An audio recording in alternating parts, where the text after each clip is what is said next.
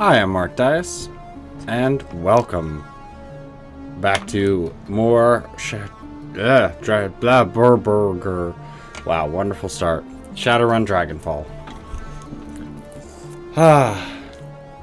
Let's go ahead and continue. We just got back to the hideout, the bungalow, if you will. I've already read this. I'm not rereading it. I'm not rereading repetitive dialogue. Don't expect miracles.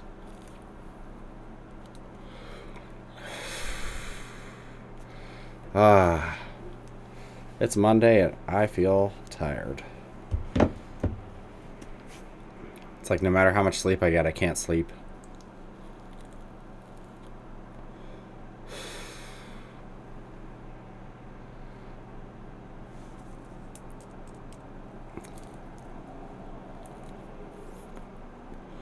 So, we've talked to Simi, we've talked to the one old orc, we've talked to the phone booth that rings.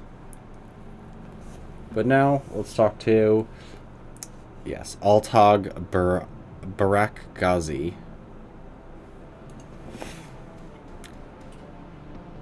Yeah, you can also talk to Jan Goldschmidt, which I believe is what we actually have to do.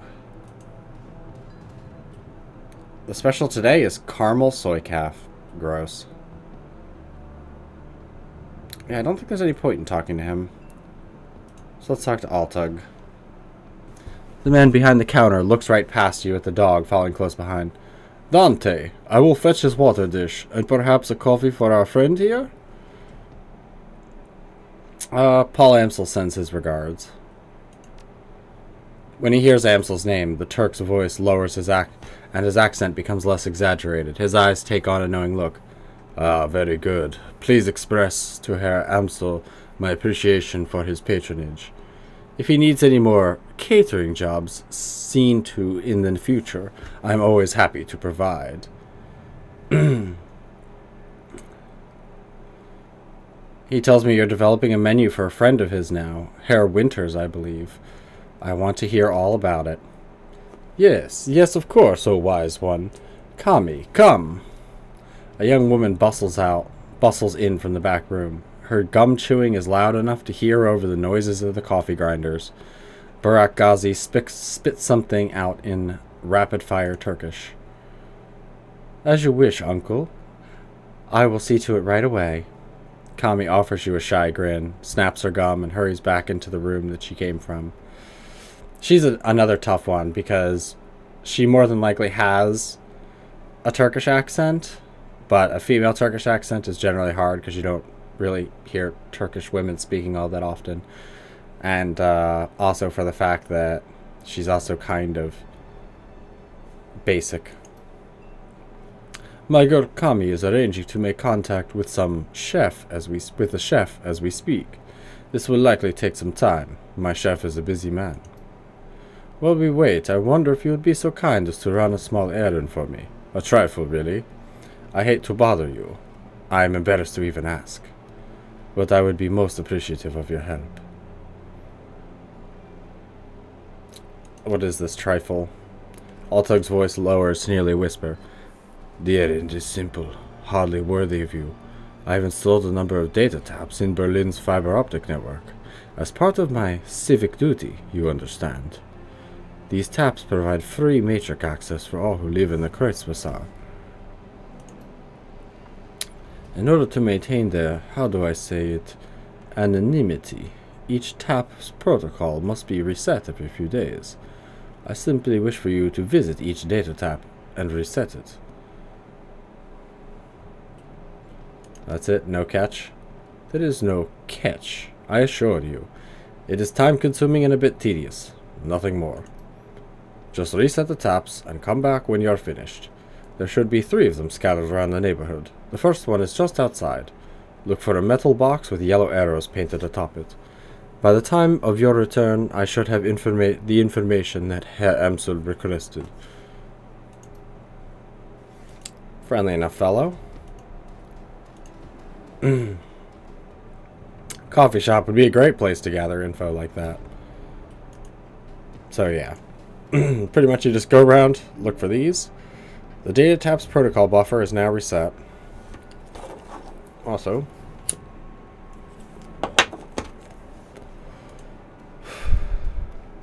the conversations in this are very fleshed out.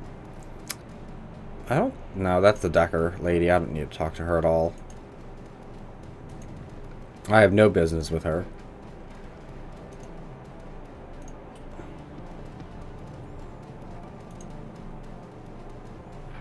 And the underground bar is still not open.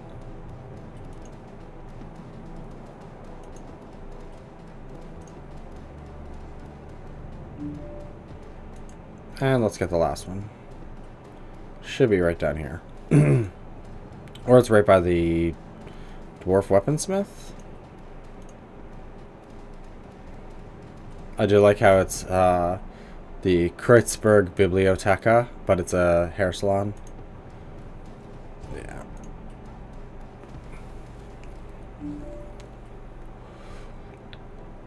As you're resetting the data tap, you notice that someone has duct taped a small homemade receiver to the system. An earplug dangles from the receiver. Let's take a listen. The sound of heavy machinery makes it difficult to hear the words that are being spoken. After a moment, you can find out you make out two distinct voices. A nasal woman who sounds like a heavy smoker, and a man who speaks in a high-pitched, breathy tone.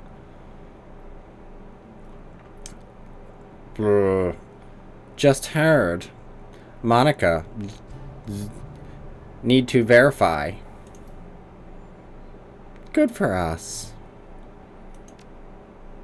A sound like a conveyor belt adds to the noises. That's awkward to say. Adds to the noises of the machinery, and you can't make out anything else until after it comes to a stop a minute later. Think our next step? Wait. Isn't ready to make move yet. To be patient. To see who steps up. Could be someone more. I'll just walk away. I don't need to listen to that crap. Nothing comes of it. It's just idle threats. And I don't need idle threats. I need actual threats. Things I can punch in the neck. Also, my voices aren't going to be the world's greatest because I have like a stuffy nose for some reason. I think it's because I turned on the humidifier and now there's like stuff's moving.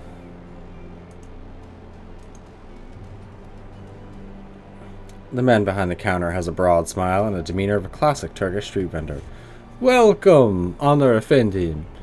That should be Effendi, right? Honored Effendi, welcome. And how can Barakazi serve you today? Would you like a cup of coffee, perhaps? I've finished your little trifle, Herr Barakazi. Ah, very good. I assume you have no difficulties?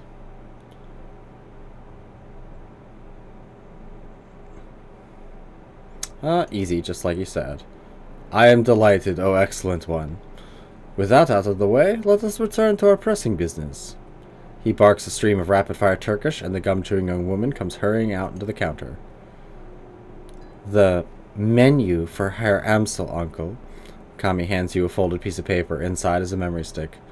Please extend my consolations to him. The death of Fraulein Schaefer must have hit him hard. Bargazzi gives Kami a small nod, and she hurries out of the room. When she is gone, he returns his attention to you. Please express my condolences as well. I only just heard the news. Monica was an important part of this community. He frowns. Few know how important. The memory stick Kami just handed you should contain all the information Herr Emsel requires from our chef in the field. Should you require my services in the future, you know where to find me. Until then, good day.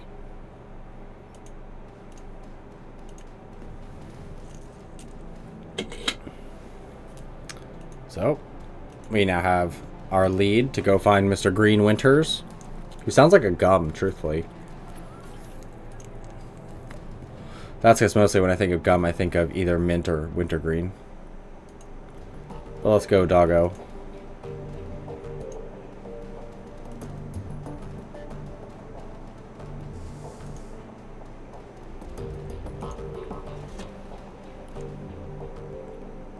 Neck puncher. Amsel peers at you apprehensively. His eyes are bloodshot, his expression grim. Did you get the information about Green Winters? Yep, he gave me this memory stick. Let us see what his agent has to say. Amsel snatches the memory stick from your hand and slots it into the computer terminal. He navigates a series of command line menus, and a wall of amber text fills the screen. Ooh, amber tech, going high tech. Amsel scans it, mouthing the words as his eyes flit back and forth. Bergazzi's agent tailed Green Winters to a hotel cesspool of keys called Dragonfall. The hotel is called Das Kesselhaus. It's a renovated factory nestled deep in the heart of Dragonfall.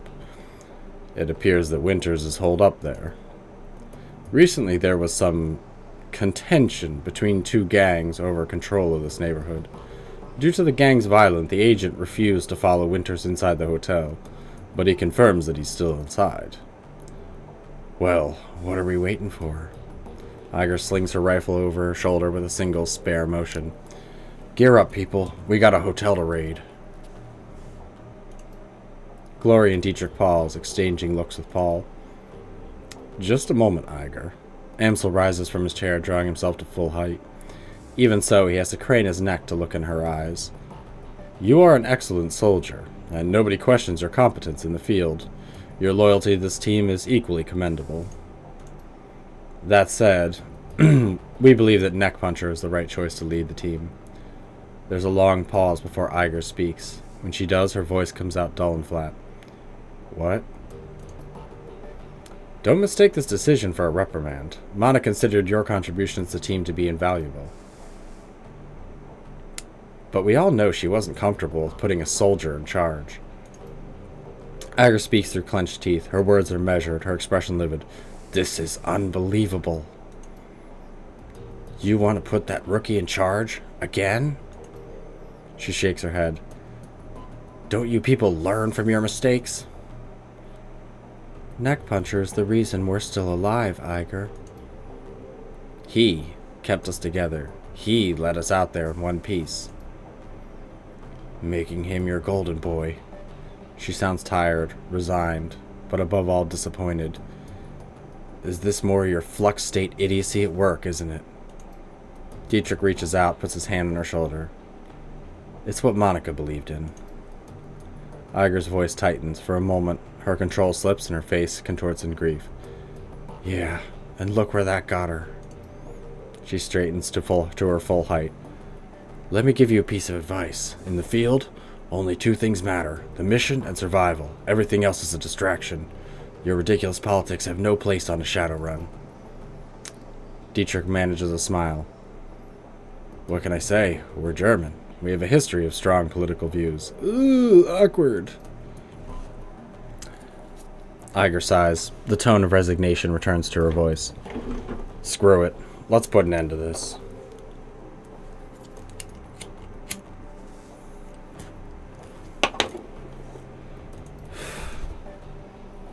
I've got the skill and experience to lead this team.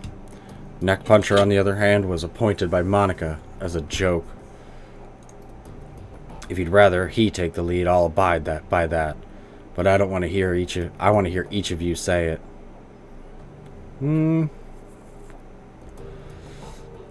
They already have, you just weren't listening. You stay out of this. She stabs an armored finger into your chest hard. The moment she raises her hand to you, Dante's ears lay back and lets out a low growl. Reflexively, she takes a half step back. I think we've heard what Dante has to say. As for my part, Neckpuncher saved our lives back there. You may not believe it, but he did. The way I see it, that means I follow his lead for a while longer. Glory's voice is uncharacteristically gentle. I trust in Monica's judgment. Therefore, I trust in Neckpuncher's judgment. The discussion is finished, Iger. Amsel speaks softly, but his tone is firm. Neckpuncher will take Monica's place as leader of this team.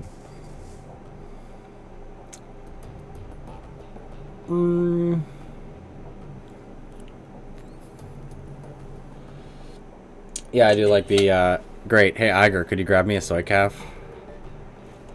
I think I'm going to be, pretty provocative of her. Iger's eyes narrow.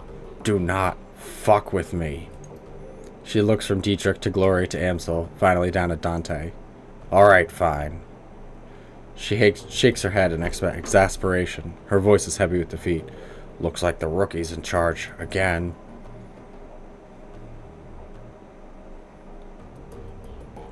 Yeah, we can talk about this more. Time to move on. We need to focus on chasing down Green Winters. Indeed. I've transferred the information that we received from Altug to the computer, or Altag, from the computer to the computer terminal in the next room. It used to be Monica's personal workstation, neck puncher. Now it's yours. Monica kept a variety of notes and dossiers on her machine. I would suggest reviewing her notes when you have the time. Amsel turns his attention away from you and back to his computer screen. Good hunting. I eagerly await your return. I wouldn't suggest driving to Dragonfall. The roads aren't safe. Taking the U-Bahn would be faster anyway. Thanks for the tip, Iger. U-Bahn it is. Iger nods, then turns to her equipment. The rest of the group disperses in turn. Yay! Yeah, this is just telling you, hey, you're now in command. When members of the team become permanently incapacitated in a mission, they'll automatically be extracted for emergency care. They'll be patched up and ready for action next time. Avoid this loss of firepower by always carrying some trauma kits, and where they can be purchased. Basically saying if someone dies, they don't die permanently. They just get sent back here, and then they need to heal up for a mission. That's pretty much the way this game runs. Your workstation and mission computer, the command center for your team's operations, and your last link to the memory of Monica Schaefer. Her thoughts and words live on in this machine. At times, it's easy to forget she's gone.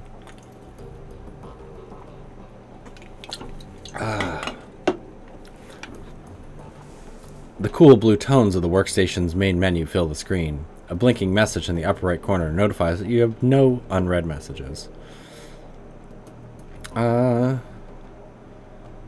So yeah, you can basically go through personnel files and read everything for what you want. You can read your entry on yourself, but none of that really matters all that much.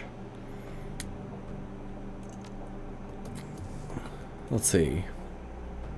Yep, no jobs yet. Later there will be missions, which I will take, because you actually need a fair amount of experience in this game in order to get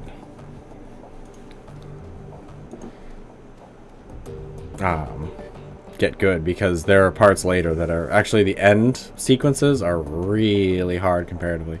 Let's talk with Glory. Neck puncher, what do you need?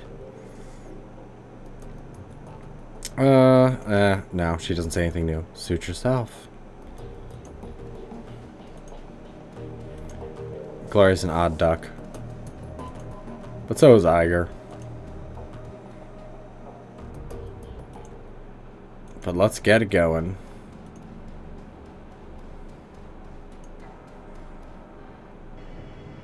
The U-Bahn platform. Surprised there's even a train here to take. Where do you like to travel? Assemble the team and travel to Das Kesselhaus Hotel in search of Green Winters. Yeah, Dragonfall is not a nice place. I don't know if they actually give you a team setup at this point. The Drug Pit. Das Kesselhaus Hotel and Nightclub. Crown jewel of Dragonfall. The filthiest keys in Berlin. Opening the door to the ground-level dance club is like bashing your head into a wall of sound. Flashing lights stab your eyes, and the air is perfumed with cheap synthahol and engine grease. Everything in here is cranked up to 11, a playground for the numb. Green Winters is somewhere in this building. You steel yourself for the sensory assault and step inside. The team makes a quick check of their weapons and follows you into Das Kesselhaus. Oh, I'm good here. I'm already geared up and ready to go. Das Kesselhaus Club and Hotel. Last known location of Monica's client, Green Winters.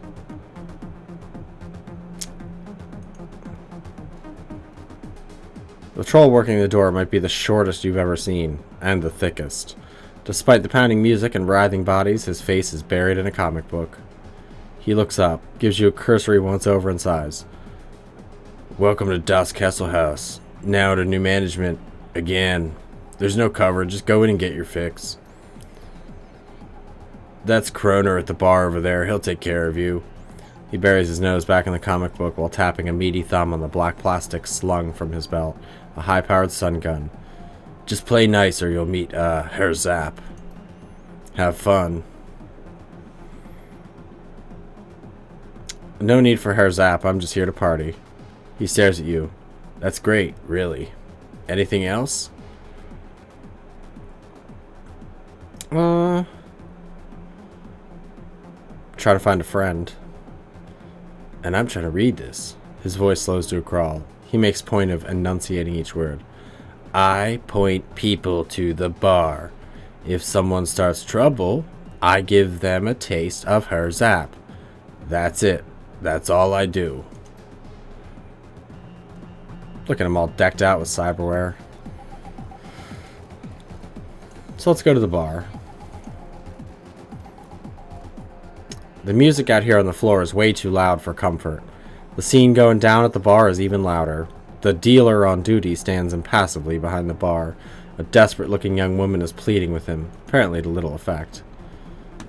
Alright, Silky, I'm going to explain to you how this works one more time. I get my cash, you get your cram. No cash, no cram, period. But I need it, Kroner, come on. Her words come out in a desperate whine. Pale skin, sunken eyes, and trembling lip all point to the early symptoms of withdrawal. I have the cash, I totally do. It's up in my room. But you guys won't let me up there to get it. Hotel's under new management, beautiful. You don't have a room anymore. Whatever was up there, you might as well forget about it. But it was all I had. And I have to get right soon. Well, maybe we could work out a trade. Cram for services. Services? An understanding slowly shows on the young woman's face. Her eyes go wide. Come on, Kroner. You gotta be fucking kidding me. Do you want the cram or not? She sets her jaw, a look of disgust on her pallid face. That ain't gonna happen, chummer. Not now, not ever. The bartender shrugs. I'll give you about a half an hour before the shakes sit in. When that happens, you know where to find me.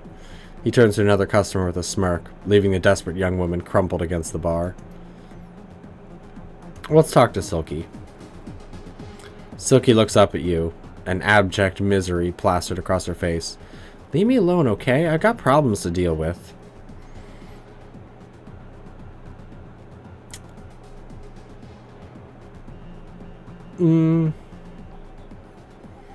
Yeah. You can actually sell her drugs. Which is not really advisable because things go bad if you do that. Yeah, sounds like new management stole your property. Answer some questions for me and I'll help you get it back. Although, I think... Yeah, because if you do this, she basically tells you to sod off if you're not careful. Really? That'd be incredible. Her lips struggle upward into a facsimile of a smile. I really need that money. I left some things in there too, you know, personal stuff. I can be very discreet. My stuff should be in room 304. That's where me and Nadja and Sarah were staying until, well, you know. I'll be waiting right here when you get back down. So, what did you need to know? Ever hear of a guy named Green Winters? No, I don't think. Oh wait, yeah, I bumped into him here a few days ago. I remember because his name sounds like some kind of chewing gum. Thank you. I don't think I remember seeing him leave, so he's probably holed up in his room. I'm pretty sure that there's still some people up there, the ones that the gangers missed. I hear they locked themselves in. Yeah, that's not a great idea. Yeah, I need to get up. Any idea who I'd talk to about it? You can talk to Frank. He's the floor manager. He'll have an elevator key. She points to the north end of the club. He's over there on the VIP balcony. See the greasy jackass in the oversized suit? The one drooling all over the table dancer? That's Frank. Thanks, you've been very helpful. Sure thing. Just hurry back with that stuff, okay? I really, really need it. New guy, huh? I ain't seen you around here before. What can I get you?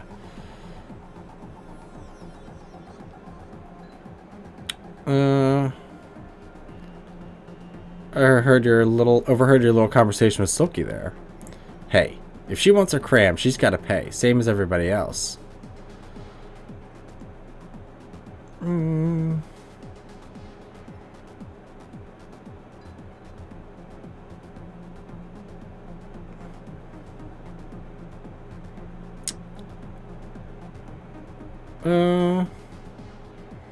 Your bosses might like to know that you're jamming their customers in exchange for their merch.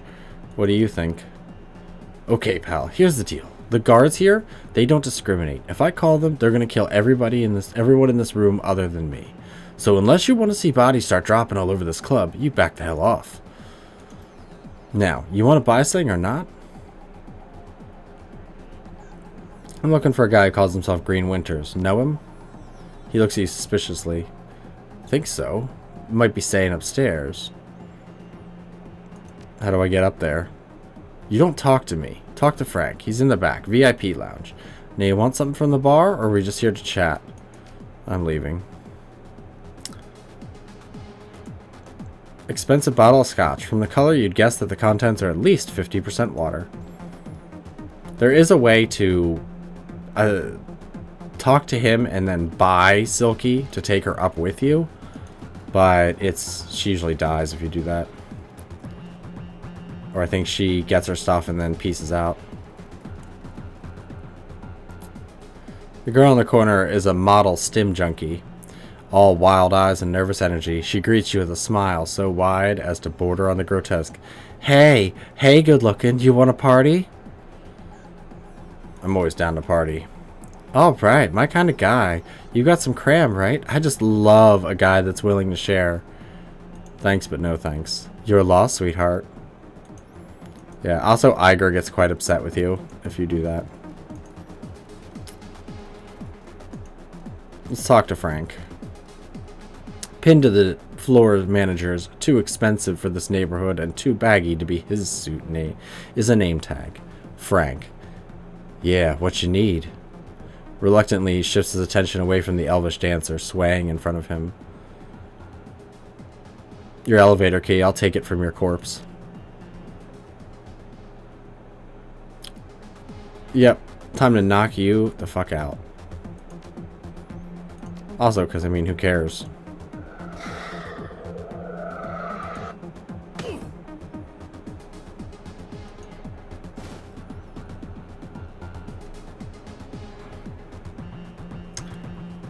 Alright, Iger. Time for you to put a little application in here. Oh, she's got her sniper. Yeah, sniper and a shotgun. He has 2 armor, so let's go ahead and...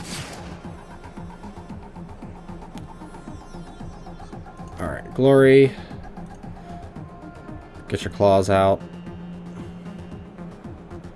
And stim yourself.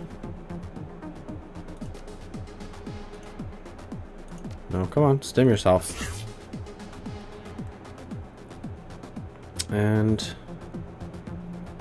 let's see, anybody else up over here? No. Yeah, go right here.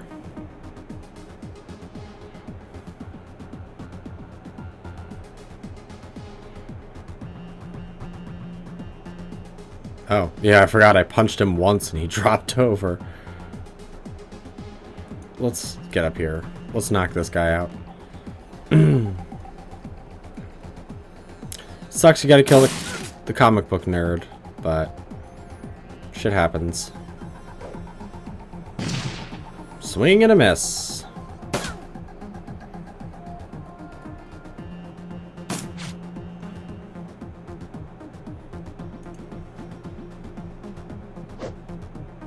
Get out of here.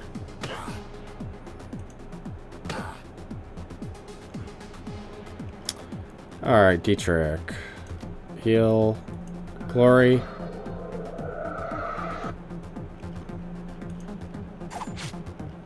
And miss him.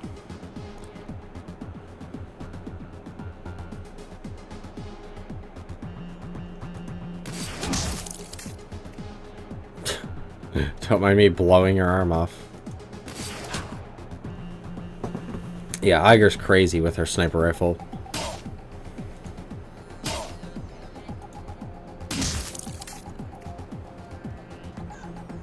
Yeah, he legitimately has a stun gun.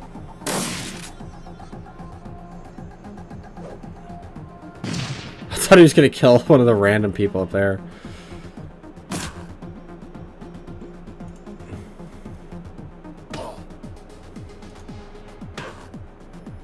Come on, hit harder. There we go.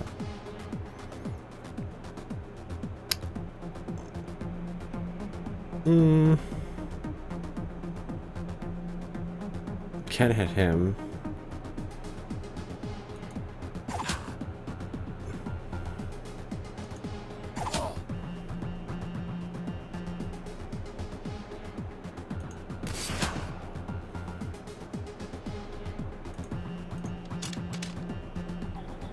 I love this almost Hotline Miami music.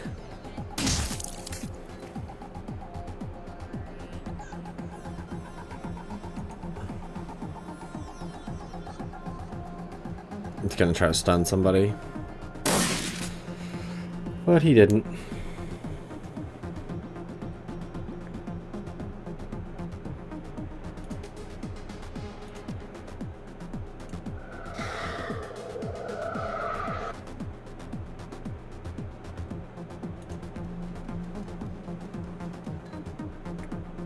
I believe once you kill him, I think that guy fucks off.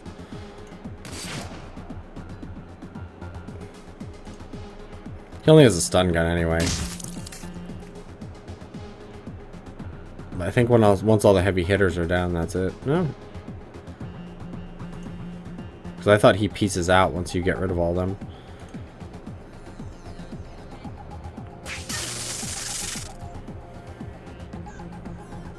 I guess he's not.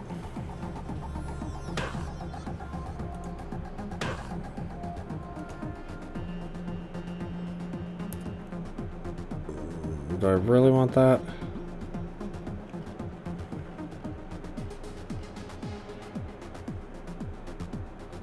That just prevents, right? Yeah, let's just do that.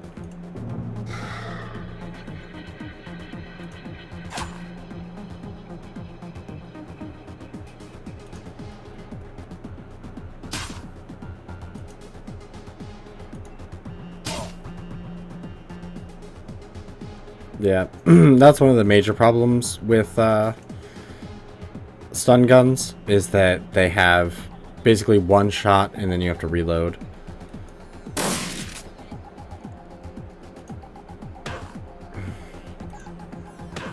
He has a lot of armor though.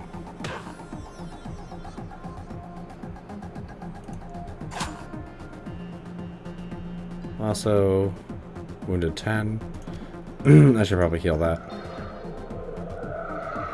Just to be nice. He's probably gonna bleed to death next turn. Oh, only one? Thought he'd be doing more.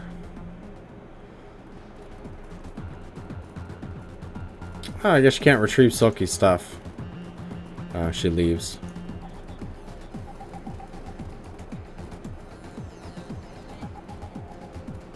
I guess Silky pieced out when I blew the dude's head off. That'll happen. I do like how people just don't even really care that much. But that's fine. Silky's quest really doesn't have much of a conclusion, so to speak.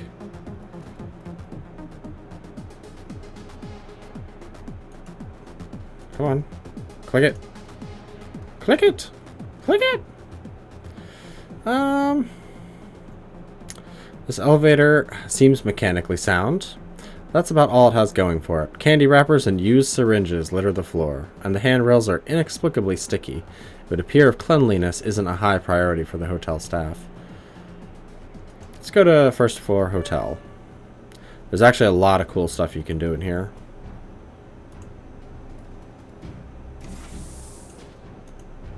Lots of stuff to find. What's that? Yeah. Aziz Rouse. Itzen Brine. I don't know what that means.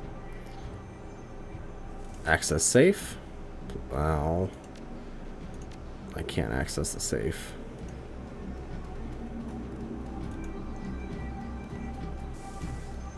Bedside table. Hey, 252 new yen. So is there anything in the bathroom? No.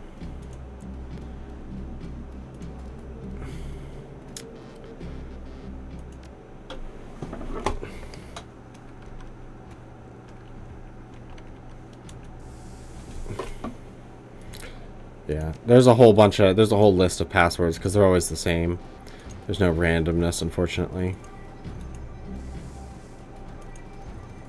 But there are ways to access all of them.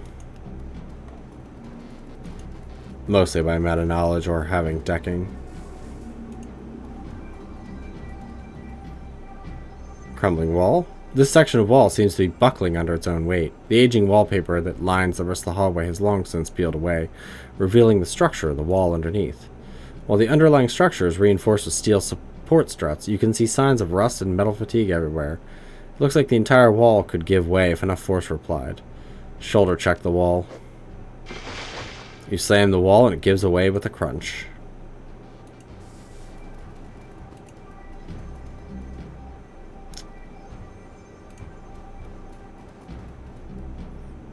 Searching through the clutter on the desk, you find a small, synth leather-bound journal. Leafing through the pages of the book reveals only a couple of entries, each of them scrawled in frantic, barely legible handwriting, with crude doodles filling in the margin. Okay. I know Eddie's up to something. Like, I heard him today talking to that guy who works in the kitchen, asking him where the cleaning supplies was at. I've seen Eddie's room. That dude never cleaned a day in his life. I'm gonna follow him tomorrow and figure out what his deal is. Maybe he's just selling mouthwash to hobos at a block down at the old bus depot. Ha ha ha ha. I knew it. Fragging Eddie. I saw him yesterday. I was up on the 3rd floor because the vending machine down here was out of soy calf. So he came up and went over to the out-of-order latrine. He punched in the code. Didn't you know I was watching? Did you, Eddie? Well, I ain't stupid. So he put in 2478, and I'm going to stay up and find out what he's doing in there. Interesting. So there's a secret code in the bathroom. I hate when my bathrooms have secret codes. But first, let's go here. What wonderful squalor.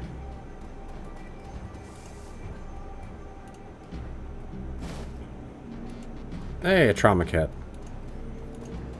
That I don't particularly need right now.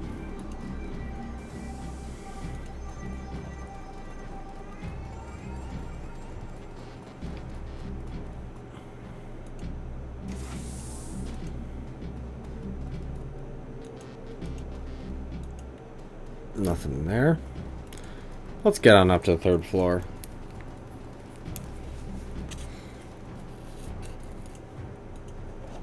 Also, while I'm at it.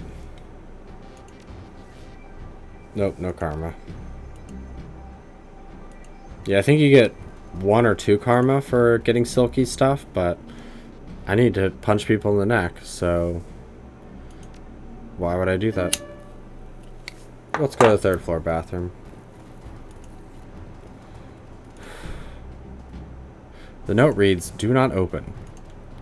Okay, well, we'll get over there and open that shortly. Because fuck your rules, man.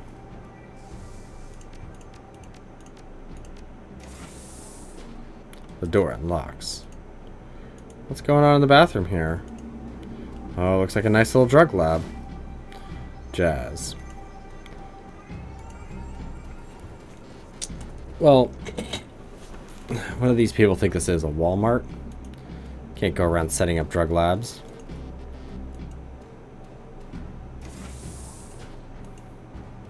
Oh, a giant stuffed teddy bear. Pretty much nothing else.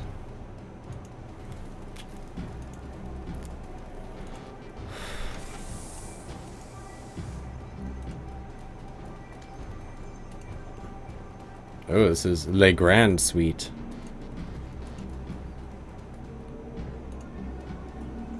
go over here and search this. The floor at the end of this room is beginning to cave in. A trickle of light spills up through the cracks in the floorboards from another room below. With a little force, you could probably open a big hole, enough to drop down to the second floor from here. Smash the boards and jump down.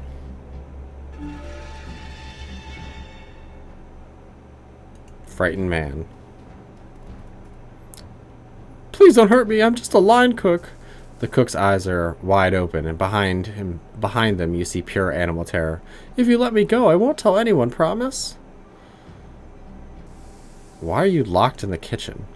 Wait, you're not with those guys out there? Well, I just thought... Spit it out. I thought you were one of them. You know, the gangers that took over and shot up the place? I work... He catches himself. That is to say, I worked for the previous owners. When the shooting started, I shut myself in here. They, whoever they are, haven't figured out how to override my keys yet. It's been a day and a half. I don't know how much longer I can stay in here. Hey, who's the stiff by the sink? That's the head chef, Felix. He took a hit to the chest when they raided this floor. I thought I could stop the bleeding, but, The cook lowers his gaze to the floor at his feet. I couldn't. Sorry to hear it. Yeah, thanks. Alright, well I need to get moving. Wait, you'll help me out of here, won't you? I mean, you're not just gonna leave me to die here, are you? Yeah. There's still gangers out here. You'd be safer in here. Oh, yeah, you're probably right. I'll just stay in here then. The line cook steals a glance at the dead chef lying crumpled by the sink. With him.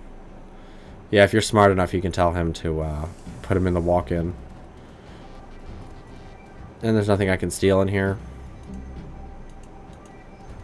No, I don't want to talk to them. I don't want any trouble, buddy. Just let me hide out here until the coast is clear, okay? You do that. Hello? People I want to punch. Your neck needs punching.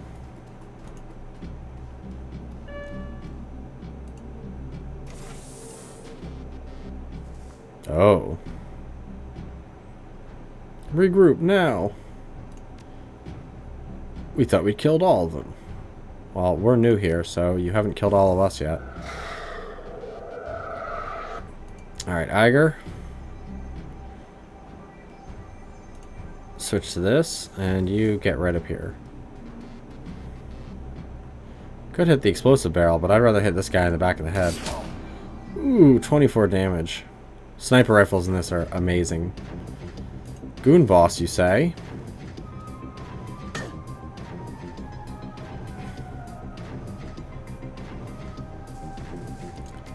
Okay, hit that up. So next turn you'll be good.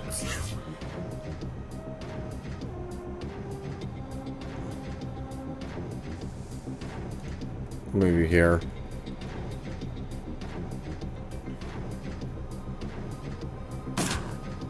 Well, okay. I was gonna say, that's a pretty stupid place to move. Oh, hi.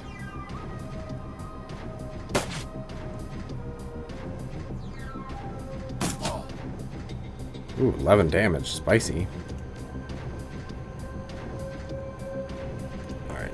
This is kind of stupid, but I need a little bit of heals. And we'll deal with this in a moment. Damn, he's almost dead. Now he's dead. That sniper.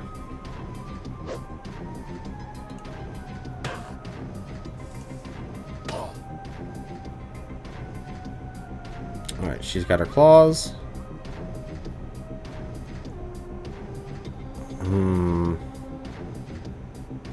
I could hit up the goon. I think I'm gonna hit up him. Mostly because he's got a shotgun.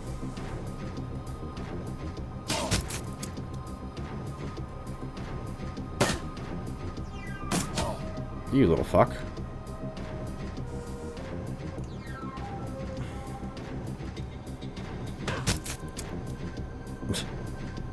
That was a very satisfying sound. You get over behind the couch. And yeah, you can throw a dart. You won't kill him. You never kill anything with that.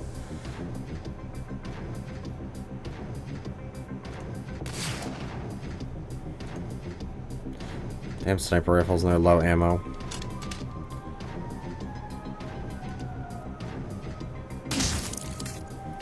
See ya. I hope to be a killing machine as good as Glory soon. I think you can get fist claws.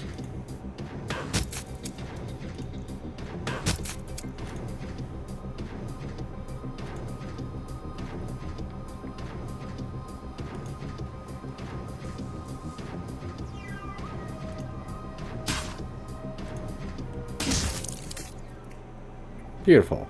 Hotel Administration Terminal.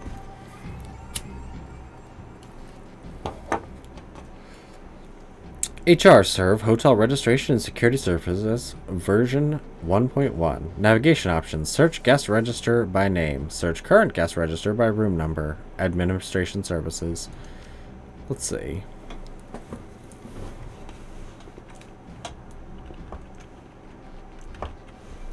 Query customer. Green Winters. Currently staying on floor 4, room 405. Oh, that's good to know. Easy enough. Return to med menu. And what's on 3? Admin password. Ugh, pain in the butt. I don't think anything else is really all that important. Hey, there's a thing. Maintenance key fob. So now we have a maintenance key. Now we can unlock just about every door.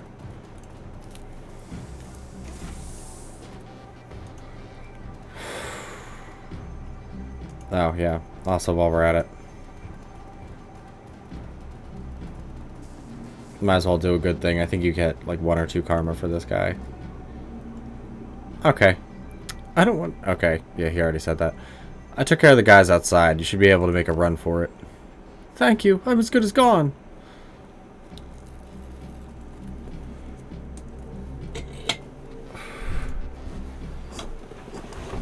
See you later, homie.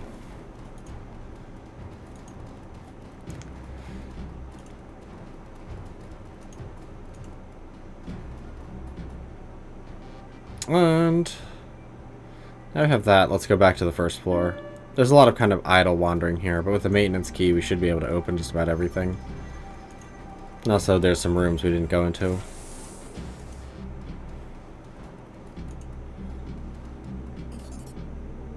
Eh, 82 new yen. Stealing from the janitor. But yeah, I don't think any of these open. That's already open. I don't think there's any way to get into these two. At least I don't think.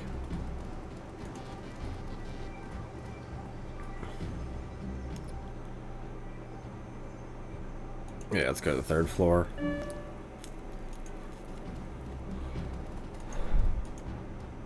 Okay, yeah, the main janitor key lets you get into all the janitor rooms. Hey, stuff. Oh, got some cram. Exactly what I wanted. And this is the room we shouldn't open. Wonder why. Oh, hi there, giant scorpions. Or scorpirine. Scorpirine. It is interesting that they actually put them in here. They are enemies that you can fight. Although, why someone would have it in a hotel room is more questionable than anything.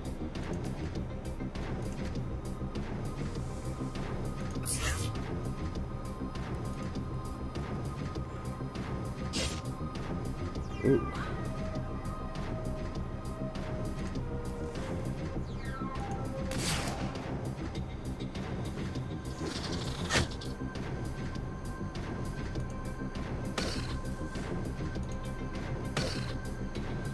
And a cute little scuttle sound. I don't know why they always associate that sound with like scorpions. They always make this like cuddly cute sound, and scorpions really don't make much, if any, sound. Mostly because they don't really have the ability to really make a lot of sounds. At least I've never heard a scorpion make sounds like that.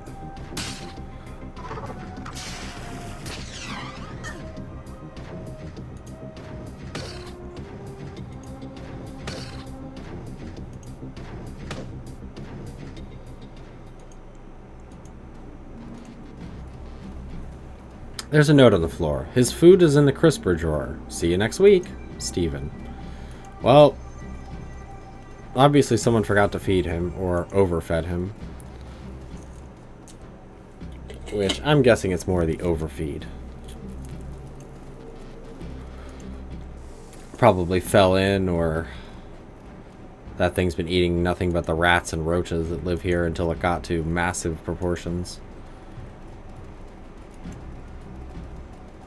Either that or legitimately had that as like a full-size pet, which is just a bad idea. Let's go to the penthouse. Because we can.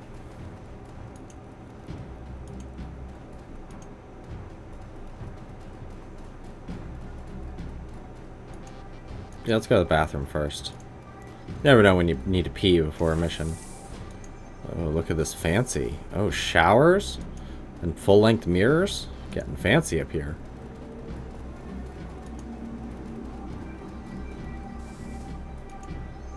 Security panel shows that this door is double mag-locked. It'd be easier to tunnel through the wall than it would be to break through this thing. Well, there doesn't look like there's any break in the walls. So...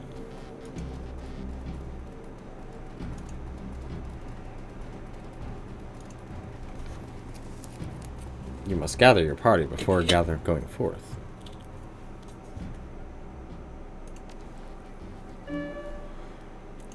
Let's go find Green Winters, shall we? Come on. Free stuff.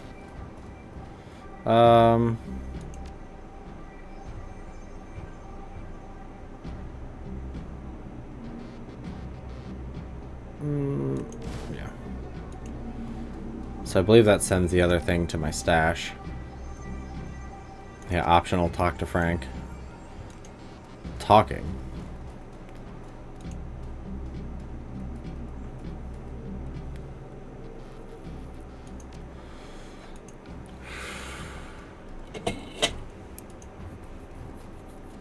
Let's see what else is here.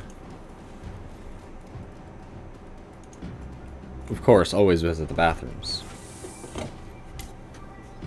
Anything in here?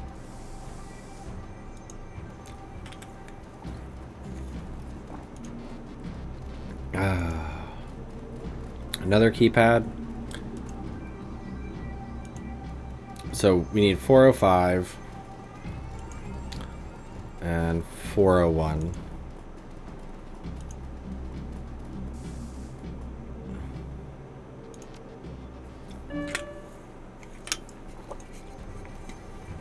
So, how do we get that info?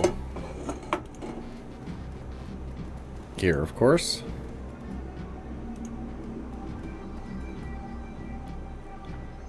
Let's press 2. 405. Current tenant, Green Winters. See, attached notes. The dude in the master suite on 4 asked for his room code to be changed again. Paranoid son of a bitch. Anyway, dude's been renting one of our biggest rooms for months, so I guess I shouldn't complain too much. New code is 1989. Let's do 2. 401.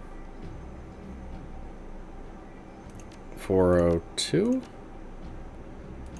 403.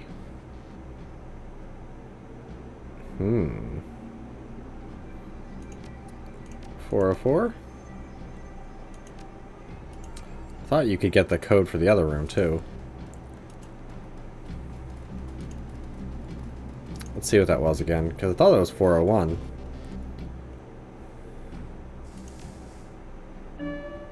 Yeah, it's 401. Although I think you can deck it.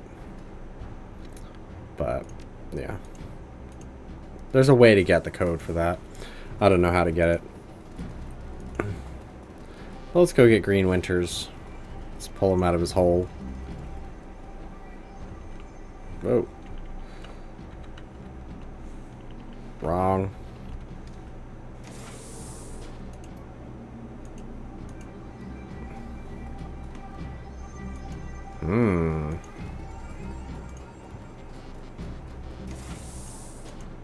Oh. Well then. The scene is eerily familiar. The dead man is still jacked into the smoldering computer, his face contorted into a mask of pain. Blue smoke spills from his data jack, like Monica. And there's something else. The man's outline is wrong. It takes a moment for the realization to sink in. His back is bent at an impossible angle. Jesus. Hey. Looks like he convulsed hard enough to break his own spine. Is that even possible? Glory gestures at the twisted form in the carpet. You tell me. Iger kneels beside the corpse, bending to peer at his face. Matches the description that Altug gave us. It's Green Winters.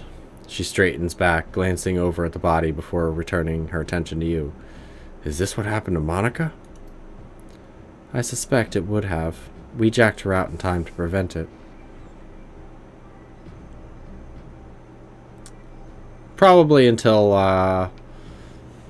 around 2:30, around some time like that. Too bad he didn't have a buddy to jack him out. Then he'd be just fine, right, Iger? Hell of a way to go. Yeah, I'm getting that. Iger takes another glance at the broken corpse, and you can see the uncertainty growing in her eyes. I've seen biofeedback deaths before. Never seen anything like this.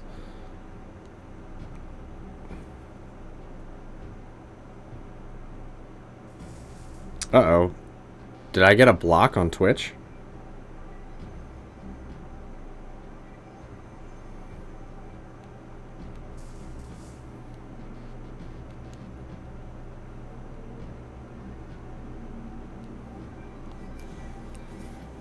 Let me see something. Real fast.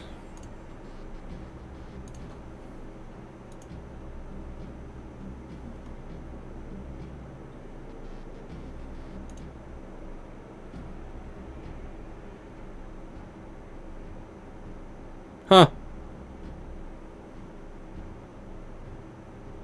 Yeah, looks like I got a block on Twitch. Let me see something.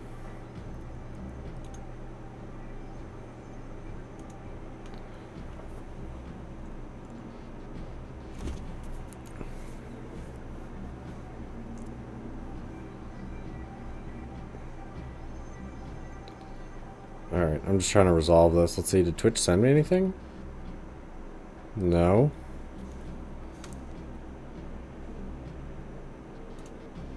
Let's try again. Yeah, it says 5,000 content not available. Let me see something real fast, because I might need to change up some settings real fast. Ugh, hold on.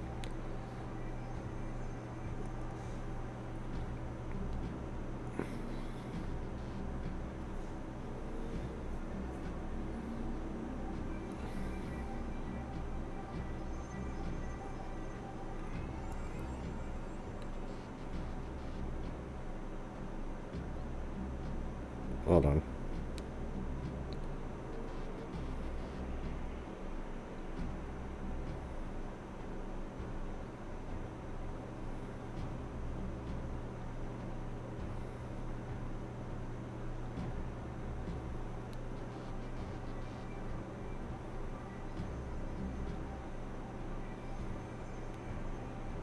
What the fuck?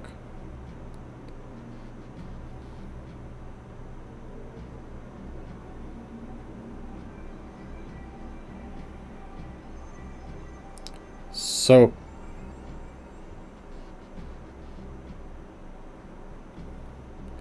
apparently it has something to do with content not available. Let's see.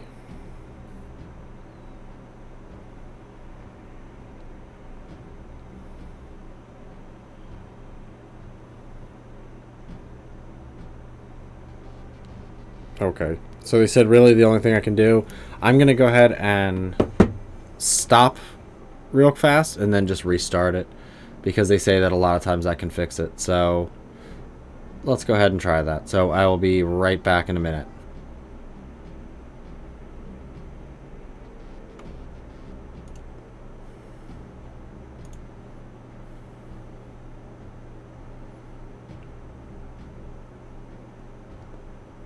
See? Okay, yeah, now it's going.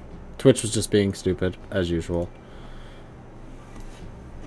So, sorry for the delay. I just had to make sure that things were actually going off without a hitch. So, let me do this.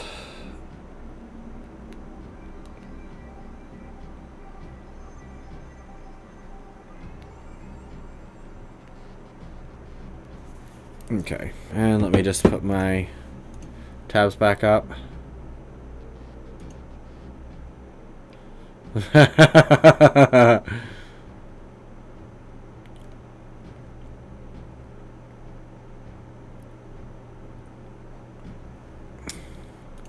6 or 7 hours. That's when I'm eating dinner. Fun counting. So don't count on that.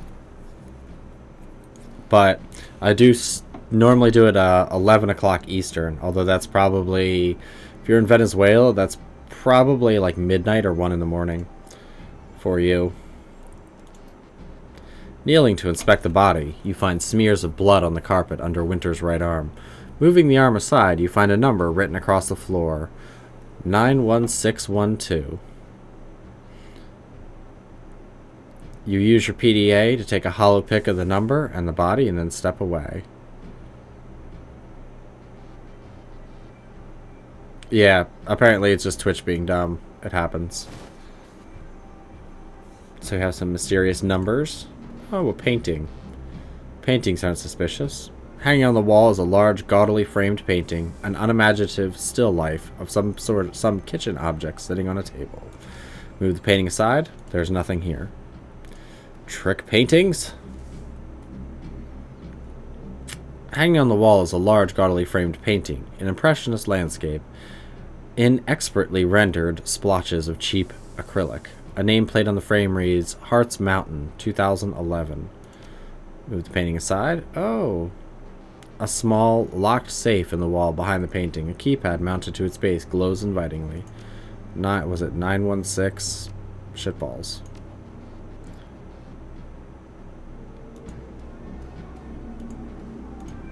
Did it actually give me it?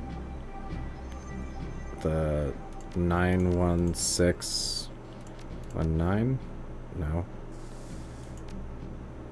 Damn it, man.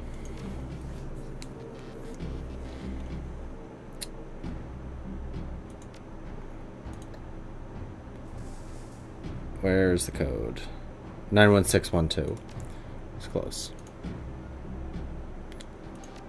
9. Jesus Christ. Inside the safe, you find a bundle of old, well-worn media discs. The words, "Watch me," have been hastily written on the back of the topmost disc. Take the discs. As soon as you finish the safe, the nearby VIN phone begins to ring. Hey there, Chief. Don't hang up. I've got a proposition for you. I'm listening. You've probably noticed that this building is under new management, right? And judging by the fresh corpses that I'm seeing strewn all over the hotel, I'm gonna guess that you don't like the new guys any better than I do. Well, I'd like to make you an offer. You can help cover my escape, and I'll get you into the secure vault on the top floor. Belong to the leader of the gang that used to run this place. Trust me, it's still secure. I set up the security protocols myself. The last decker they brought in to take a crack at it came back out in a stretcher. I haven't found too many volunteers since then. Yeah, you'd be in like a next time zone. So if I stream at 11 at night, that means you're probably seeing it like midnight or 1. Or no. Yeah, you'd actually be seeing it earlier. You'd be seeing it like 9 or 10. Derp. Getting my time zones backwards. I hate time zones. You got my attention? What's in the vault? Gear, money, you know, lots of stuff. Lots of good stuff. Well, I'm a fan of good stuff. As are we all. Shall we go grab it? Yeah, where do I meet you? Room 505 on the penthouse floor. Come rendezvous with me here. I'll take you to the vault. Well, elves are in this because elves and all of the other races are here because it's Shadowrun. That's what happened in their world. Magic crossed over into the human world. And that's why shit is all messed up. Yeah, I don't think this one works. Oh, it's only 4. Yeah, I didn't think so.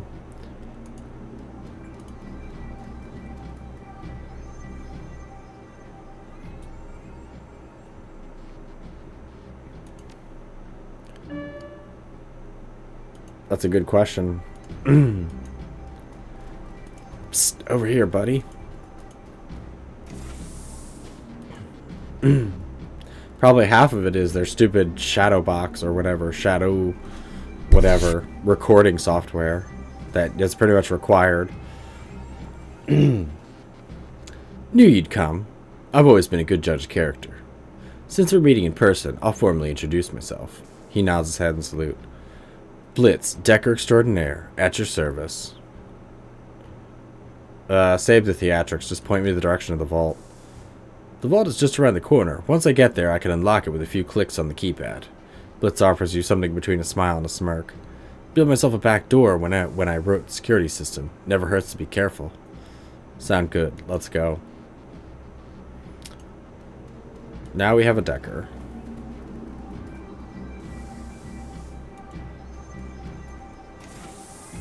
It's in 501. Doesn't look like there's much of anything in 501. Oh, money. Money or drugs. A drone repair kit.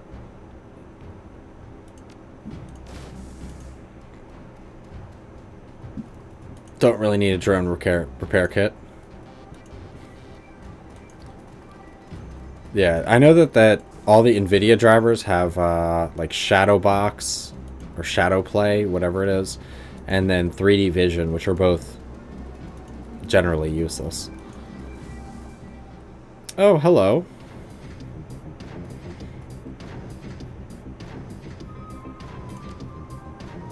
Blitz is not the greatest helper. Goon Boss would be 3. Let's shut down the Enforcer.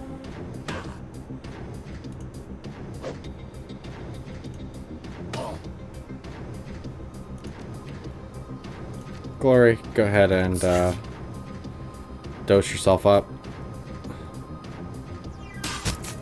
Oh, come on. Alright, Blitz. Ugh. Blitz, you incompetent fuck.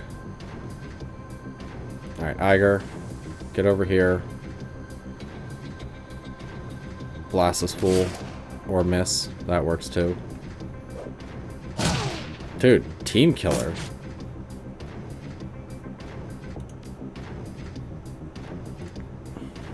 You get over here. Heal. Okay, Glory's wounded 22. She'd take a direct blast with a grenade. Alright, let's get down to the Goon Boss. Swing and a miss. Glory, get down here and help me out.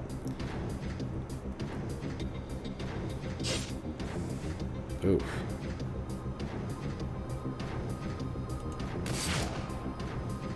Iger. Thank you. Yeah, at least got one hit.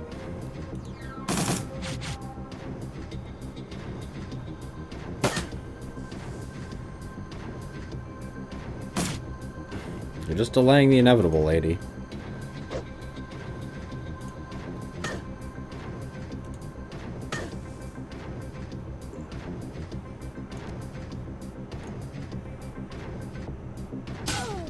Nice. Nice. Oh, screw this guy.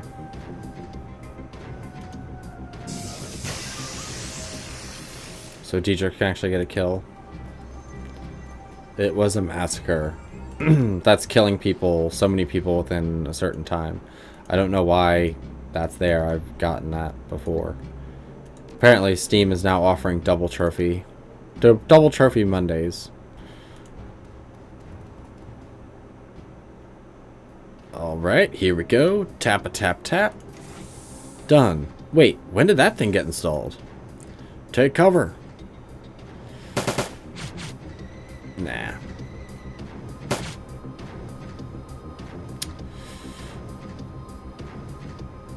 Once again, have to rebuff up. Yes, I've heard of it, but I have not played it. Just get up here and punch this thing out. Destroy! Alright. Iger, you get right here. And... nice. That's some good damage shit right there.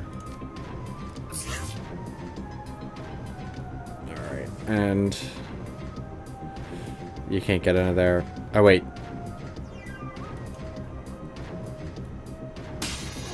Okay, yeah, you're saying under rail, not undertale. Because if you said undertale, I'd probably have to slap you. Fucking weeb shit.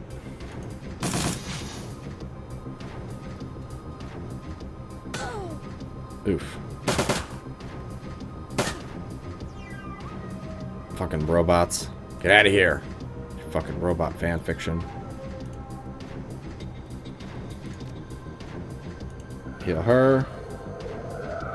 I'll continue to punch this turret until it dies. Obviously, turrets can't bleed. I have a decent stack of armor, though.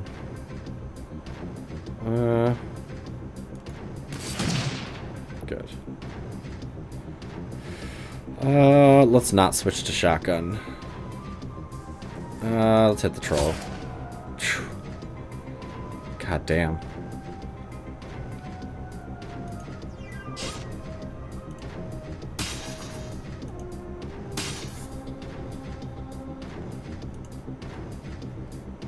Please don't hit anybody else. Thank you. Oof. Yeah, Glory definitely needs some healing. Yeah, minus 20 hit points, that's fine. Yeah, and you're drained. That's not what I meant you to do, but... meant for you to do, but sure. Punch this guy out.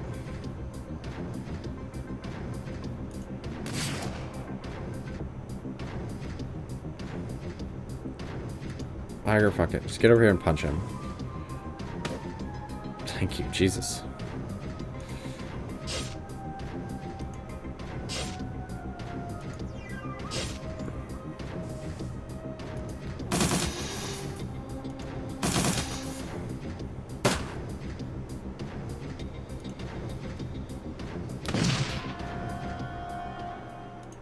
Also, if you're so concerned with Slav stuff, the next Shadowrun game actually has a Russian in it who's rather magical. Ooh, yeah, you're hurting.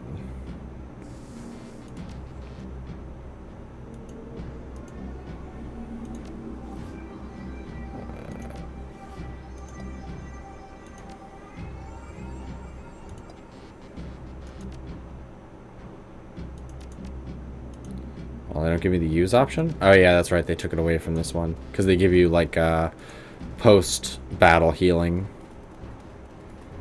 You can also summon something from there. Although playing as a shaman is probably the worst.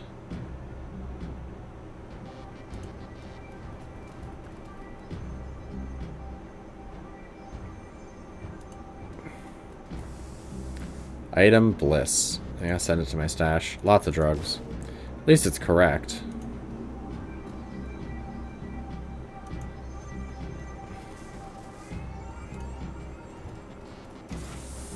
Open Open safe. Yeah.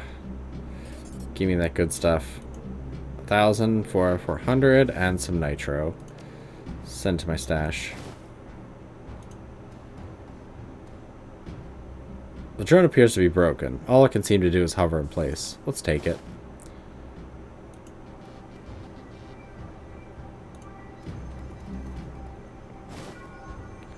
Alright. Drug formula Jazz, and we looted the vault. So we pretty much have everything. I don't think there's any other objectives. Yep, just return. If it's so easy to return.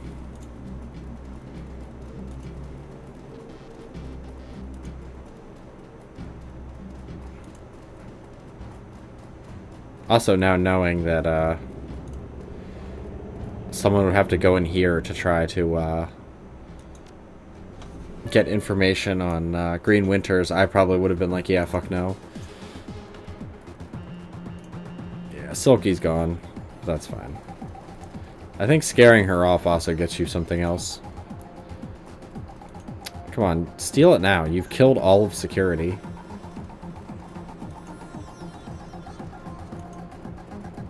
Come on. Hey, thanks for the assist. Can't tell how happy I am to leave this place behind. No problem. Blitz nods at you, then abruptly changes the subject. Say, you wouldn't need a Nova Hot Decker, would you? Because I suddenly find myself unemployed. Well, call me when you find one. But yeah, we do need a Decker, so as it happens, we could use a Decker, yes. Excellent. Fantastic. I promise you, you won't regret it. Blitz has joined your team. I don't even know if there's another Decker you can get. I think if you skip him, you can get somebody else who's like a mage or something. I don't remember. The Kreutz Bazaar. Your team makes its way back to the nearest U-Bahn station. 20 minutes later, you're on a return trip to the Kreutz Bazaar, leaving the filth of Drogenkip far behind. But the image of Green Winter's twisted corpse continues to linger in your mind. You lift one of the discs that you pulled from Winter's safe to the light. Reflections dance off its surface. With luck, you'll soon have the answers you've been looking for.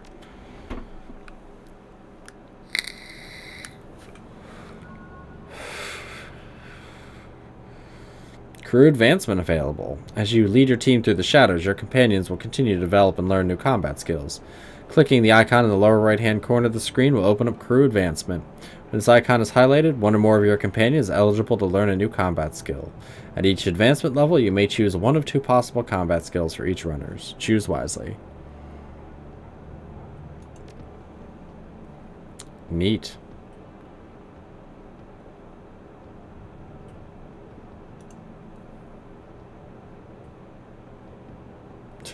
No, I hate Earthbound. I think Earthbound is such a garbage game. Nintendo weeaboos love it, though. So, I do like Shotgun Specialist only because you get the mod that gives you burning armor. She'll get wired reflexes, and you can also get Sniper Specialist. But I do want a flashbang. The ignoring armor is good. I mean, this is really good because it's ongoing damage, but I won't need that. Well, there you go. And then Sharpshooter, because that's better than wired reflexes. Just because the customized Ranger Arms SM3 is a good-ass sniper rifle. I do like the auto reload, but I do like this one. Because I've tried the speed loader and it's nice, but the problem is you run out of ammo usually before you need to actually use the skill, or you have to wait like another 2 turns, or just manually reload, so it becomes pointless. So I prefer the Sniper Specialist. But for right now,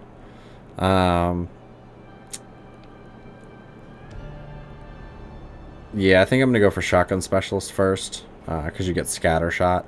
So if you hit someone, it basically makes them easier to hit, so they don't dodge quite as much. So she's done. For Dietrich, yeah, Blade Specialist is stupid. So for him, I'm basically going to go probably for a Fire Elemental instead of an Earth Elemental. Yeah, Nerve Spear is really nice. Battle Hardened is eh. It just gives him +1 armor when he uses his Dragon Slayer. And then we can get Electro Core or... Yeah, you can either increase the range or it costs one less AP.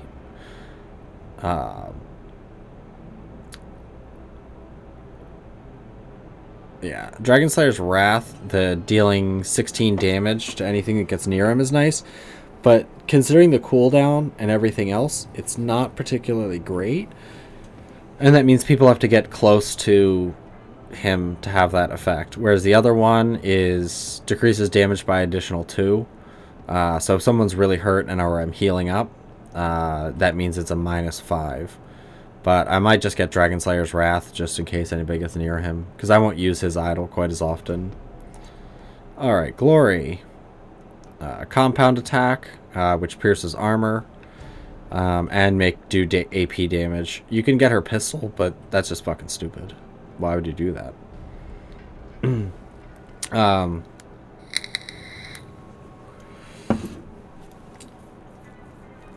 Earthbound's good, but it's just not that great. I don't particularly like it. It's just fucking lazy repetitive. So you can get a premium med kit or a revive. A revive's worth way more. Razor Specialist is great. And then enhanced. Oh, you want some nudes? Send you some pictures of the D. You want some dick pics? Yeah. So you can get Adrenal Pump to last a little bit longer, or you can use it to automatically revive somebody. Basically, it's an infinite one, because every 5 turns you can revive somebody. So I'm probably going to put that on. I might do medkit, razors, adrenal injection, and then either a trauma or get her the Ruger Super Warhawk, which is pretty good if she does need to use abilities. But compound attack is way better. There we go. People coming in here saying send nudes. Probably thought with my name I was a girl. Silly Brian X Yagami. Which I don't know what a Yagami is, but I assume it's some sort of trap character, and Brian is Xing it. Alright, does the phone booth have anything it wants from me? Nope. Also, I do like the statue. A bizarre monument towers before you. At the top of the pedestal, the form of an angel stands, its outstretched wings looming over the small park. But the material is strange and uneven, giving the statue a cold, Frankenstein-esque appearance. It appears that the artist has welded this monument together from various metal scraps and pieces of junk. As you approach, a small, grimy monitor at the base of the statue flickers dimly to life. The grainy face of a smug young orc appears on screen. Hello there. I'm Herbert Kunzel, the creator of this monument. What would you like to know? Yeah, step away. No thank you. So now we can also go here. Der Weinkeller. And we can talk to Lucky Strike. A young woman stands at the bar smoking a cigarette. You've seen her face before. Lucky Strike. One of the mercenaries from Monica's file. A plume of blue-gray smoke spills from the corner of her mouth as she turns her attention to you. Hey. The distinctive circuit pattern tattoos that line her face shimmer and pulse with light. You need something? I don't believe we met. I'm Neck Puncher. Yeah, I know who you are. She takes a drag on her cigarette. How you holding up, champ? I heard what happened to your boss.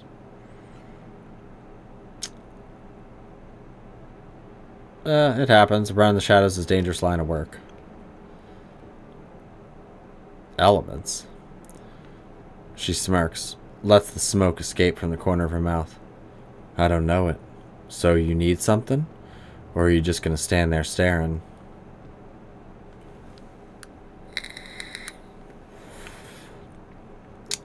Why'd you bring up Monica? Did you know her? I met her a couple times. Seemed nice enough. She takes another drag on her cigarette. I mostly knew her by reputation. You can't live in this Keys without hearing about the Queen of the Kreuzbazar. She pauses, then slowly lets smoke escape through her nostrils. Can't say I was a fan.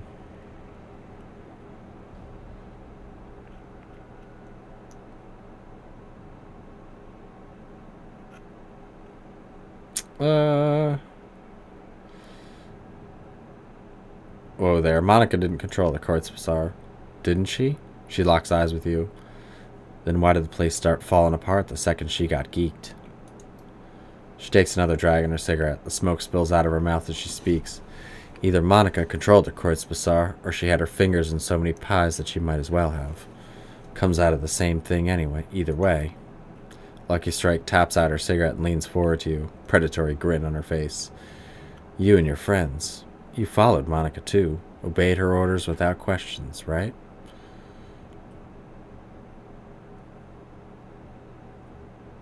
That's generally how a team works, yes. I've got a newsflash for you, friend. Here in Berlin, teams don't have leaders. The very idea of a team leader runs counter to the spirit of this place. For such a rabid anarchist, your friend seemed awfully comfortable with being in power. Kind of a contradiction in terms, don't you think? Yeah, all your points are valid. She blinks. Huh. I've got to admit, I wasn't expecting that. She was your friend, after all, and you're following right along in her footsteps. Hmm.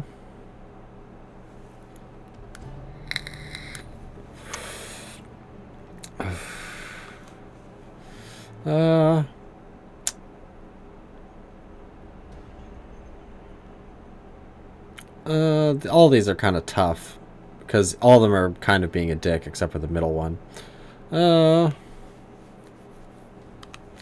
Yeah, I never said she was my friend. We were in business together and her position opened and I took it. She shrugs. Respectable enough, I guess. If your pals are bound and determined to follow someone, might as well be you, right? A word of advice, though. Don't take too much on yourself. Spread the responsibility around. Good of you to care. She turns away. I don't. But in a place like this, stacking too much power on any one person is dangerous. Not just for that person, but for everybody. The last thing that we need is for you to eat a bullet, and for this whole place to fall apart again. Oh, Lucky Strike, you're such a forward and upward-looking person. I'm pretty sure there's a way to get her to join you. I've just never figured it out.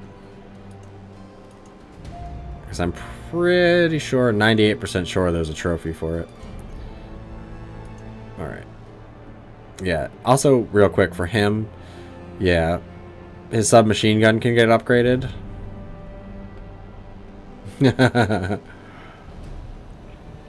You can upgrade his cyber eyes, decking, and ESP control. Get a better decking, better deck, move faster, better armor, or better accuracy, or marking targets, essentially. Which marking targets reduces their armor.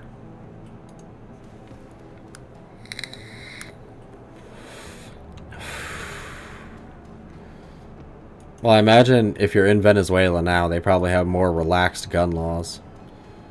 If you're living in Venezuela now, you could probably do that. Probably get some pretty nice guns. Probably just not cheap.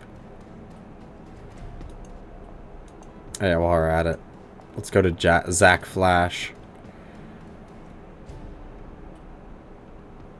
Welcome back, mein Freund. What can old Zach get you? I've got a formula for a combat stim. Can you produce something like that? Oh, you know I'm your man. I can hook you up right now. I do love this. You said you knew magic. Are you a street mage? Zack lets out a throaty barking laugh. Street mage? Me? Do I look like a street mage to you? He shakes his head, but his smile doesn't waver. He flashes a small bag of pills out of his back pocket and dangles it before your eyes. No, chummer. I'm not a street mage. I've got the magic in my blood and the magic in these bags. But you won't catch old Zack studying any spell books. Well, in that case, let's talk about the magic you've got in the bag there. What you got? Oh, a little bit of everything. I've got your Zen, your Hyper, your Nitro, and your Nova Coke. If you want it, I've got it. Zack leans towards you and lowers his voice to a conspiratorial whisper. I've even got a special concoction of my own design. But I wouldn't recommend it unless you're serious about getting high. So you want to conduct a little business? What's up with the bandages on your hands? Zack snorts out a short burst of laughter. He waggles his bandaged hands in front of you. Oh, these? Nothing much, chummer. Nothing much. Tussled with a spirit back in Amsterdam. You know, we elves are a very spiritual people. You fought a spirit with your bare hands? Did I say fought? Zack winks at you, his smile twisting up into a licentious smirk. You can't help but notice that his eyelashes appear to be dusted with glitter. Nah, chummer. Zack Flash is a lover, not a fighter. We partied, then we tussled. Hard not to get banged up under the circumstances. Yeah, I'm gonna call bullshit on that one. Zack's smile vanishes. You're calling me a liar to my face?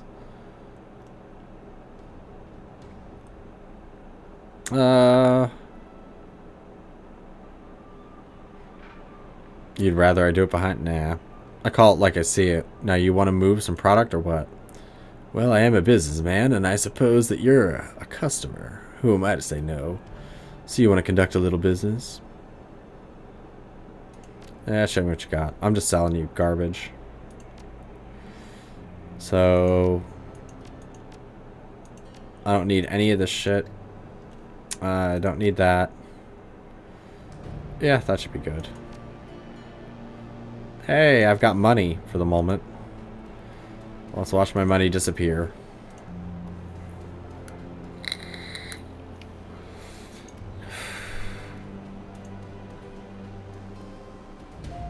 Welcome back. What can I do for you, my friend?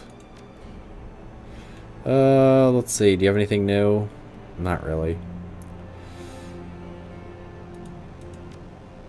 I think it takes him a while before he gets his stuff upgraded. I also think you have to find schematics, which is kind of nice that you find stuff to give to people.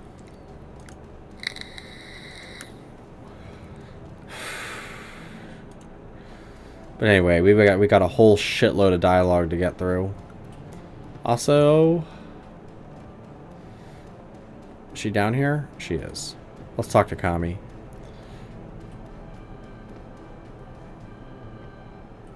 She tips an invisible hat. Fucking female neckbeards. Hey there. Remember me from the cafe? Name's Kami. Are you looking for something? Depends. Is there anything I should be looking for? She titters. Volunteering information? That's bad for business.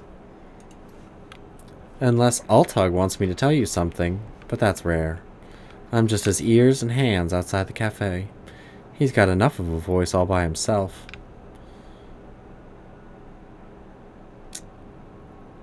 He doesn't seem to be afraid to use it either. Not in the slightest. Since you've just moved here, I have some advice. If you haven't guessed already, he's got fingers in a lot of pies. I've seen what happens when he doesn't approve of someone or something. Pissing him off can't be worth it. At least, at the very least, you won't be able to get good coffee in this town again. She grins cheekily. So what's the story between you and Altug? She grins and winks lasciviously at you. Oh, surely you've guessed. No, I don't own any guns. I have a paintball gun, but that's just about it. Mostly because guns are expensive, and it's not worth the hassle.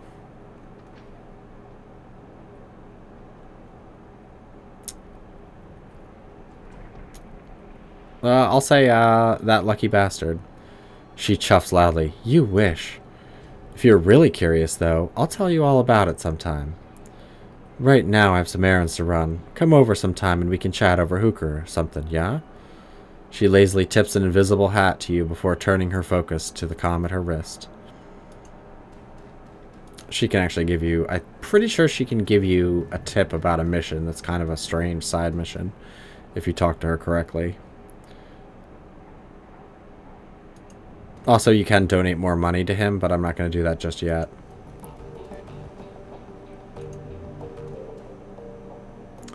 Blitz looks up as you approach. The table behind him is littered with cigarette butts, and the data jack cable dangles from a portable terminal set up by his side. Hey, Chief, you need something? Now you settled in, I've got some questions for you. Blitz glances wistfully back at the terminal on the table, then turns back with a sigh of resignation. I suppose, but try to keep it short, okay, Chief? I've got things to do.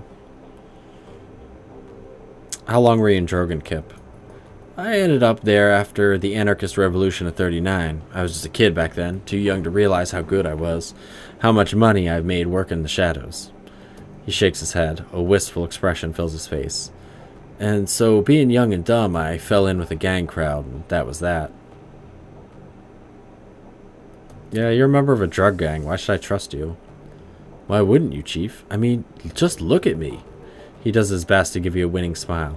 I'm a trustworthy guy. Prove it. Tell me what gang you ran with. Well, I don't know all that much, Chief. I wasn't a member of gang leadership or anything.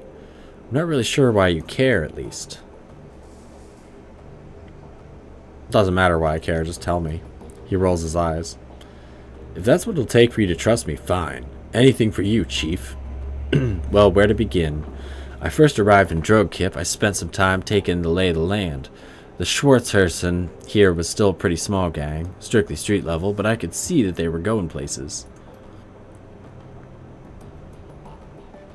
Oh, that sucks. For you. I did a little pro bono decking for their leader, a fat little dwarf named Dieter. Soon enough, I was part of the family. For a drug gang, the Schwarzherzen were decent enough folks. I made a lot of money with them. Helped them take the hotel in the first place. We had a lot of good years then. Then Dieter was killed in a firefight, and our happy little family fell apart. Was that when the hotel got attacked? Blitz takes another deep breath, shifts his weight from one foot to another. Not exactly. The Schwarzherzen maintained their hold on the Dragonfall, but the change of leadership was bad news for me.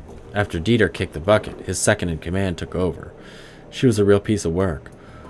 Called herself Leonie Luster. She had a vicious streak a mile long. She was none too fond of me. Can't imagine why not. I know. What's not to like?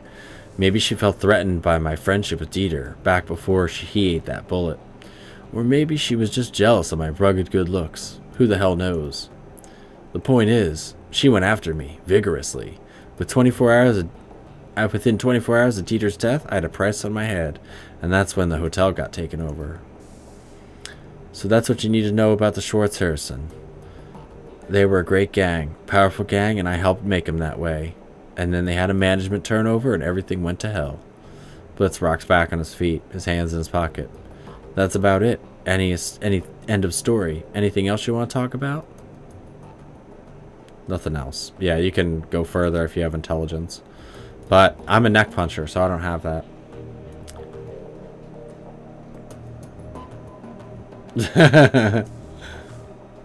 Damn it. I must be lagging way behind. Because I've been over Novacoke for quite some time. Let's talk to the dog. You look down and see a pair of bright eyes set into a scruffy face looking back up at you. Dante, Monica's old dog. Looking down at those huge brown eyes, you see intelligence and sadness. Or on some instinctive level, he must know that his master is gone. Dante lets out a small whine, then rubs his head against your leg. Let's pet him. Woof.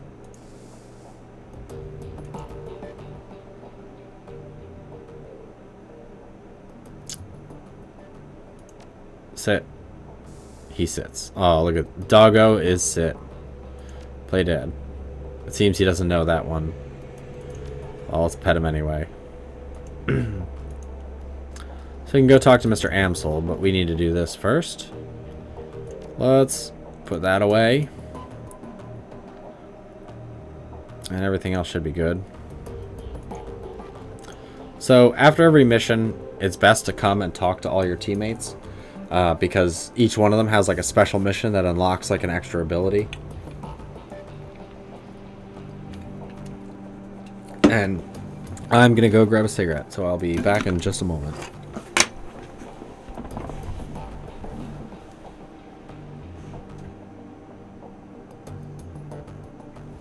Messages.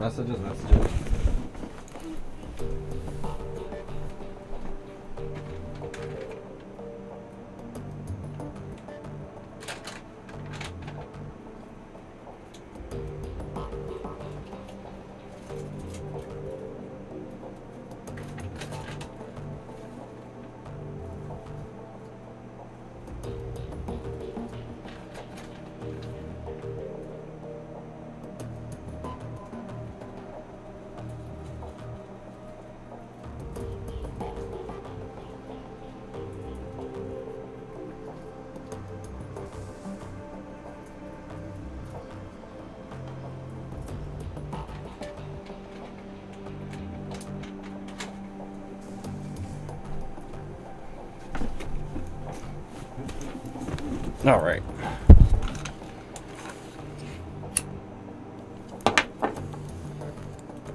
Let's talk to Glory first. She's the easiest. Neck puncher. What do you need? How are you holding up?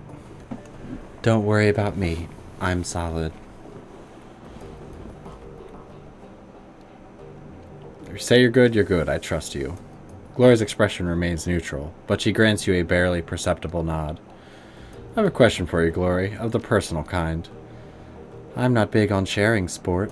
Personal reasons. You understand, I'm sure. The edge in her voice tells you that she's not interested in continuing this conversation.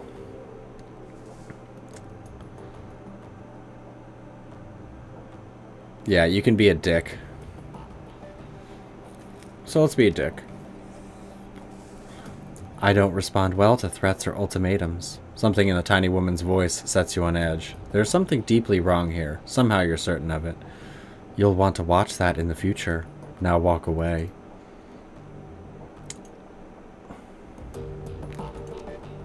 But yeah, we can go back. Basically, if you're a big dick, most of them won't talk to you, but there's ways to be a dick and still talk to them.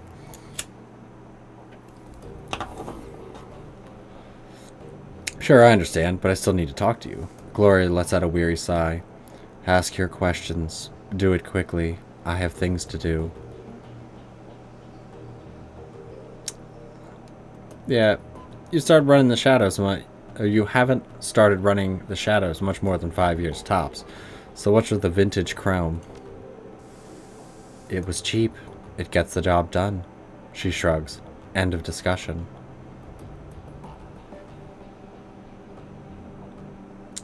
Yeah, again, any dickhead option with this, we'll just cut out. I think with Iger, that's not the case. But with Glory, you have to go soft. And also, her mission is awesome. I've known a lot of street Sams in my time, but I've never met one who'd voluntarily install cyberware that old. You're right. There's more to it than I'm letting on. But I'm not interested in talking about it. You seem guarded, withdrawn. That is my problem, and none of your concern.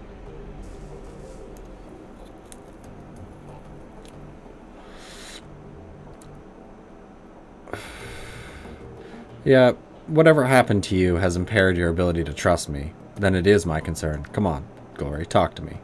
Trust is earned, and I don't know you yet. Maybe later we can get to know one another better. We can talk. For now, I'd prefer if you drop it. That's all? Fine with me. Is there anything else you need?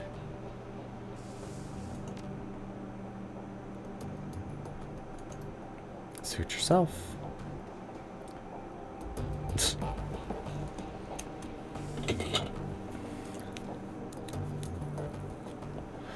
Iger turns to face you. There's a pained look on her face. Look, I owe you an apology. Damn right you do. Angry, huh? Well, that's okay. You've got a right to be. When Monica died, I was pissed. That probably doesn't come as a huge surprise. But I took that anger out on you and I shouldn't have. Seeing Winter's body like that was enough to convince me. You couldn't have done anything to help Monica, and I couldn't have either. We're dealing with something new. Monica was a good friend of mine. Her death hurt. I got carried away, and I said some things I shouldn't have. I want to apologize for that. Her body relaxes. She begins to turn away. Anyway, that's all I wanted to say. There are a few things I want to say. She stops and turns back to face you. You can see the wariness behind her eyes. Go ahead. Nobody's stopping you.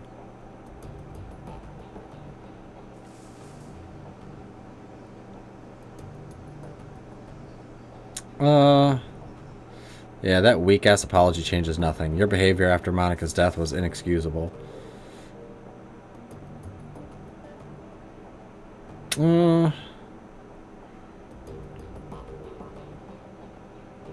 It's a tough one, because either way she respects you being a dick. Yeah, I accept your apology, but if you're ever going to insult me in front of the team again, you're going to regret it, and that's a promise. Iger nods appreciatively. Some backbone. That's good to see. Don't worry, neck puncher. I won't question your competence again, not in front of the others at least. But I won't lie, I still have concerns about you.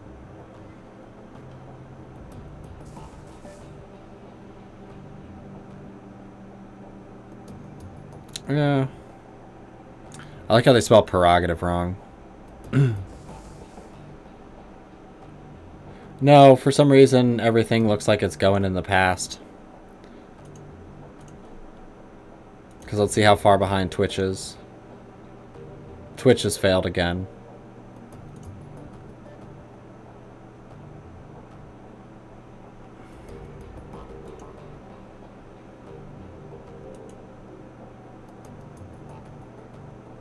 No, it's showing it's right where it should be. But it looks like Twitch has failed again. The worst part is I am streaming to Twitch, but it's just failing. So, whatever. If it's going to be like that, it's going to be like that.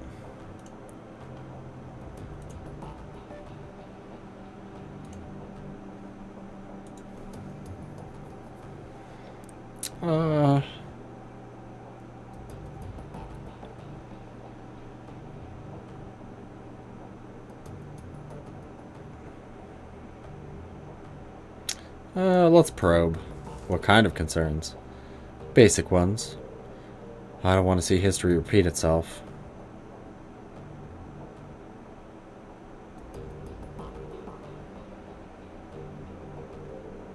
What history are you talking about? I'd rather not go into it, fearless leader. Let's just say that I've had bad luck with underexperienced teammates and leave it at that. She turns away. You should go, fearless leader. I've got prep work to do for our next run, and you've got more important things to do than watch me pack my gear.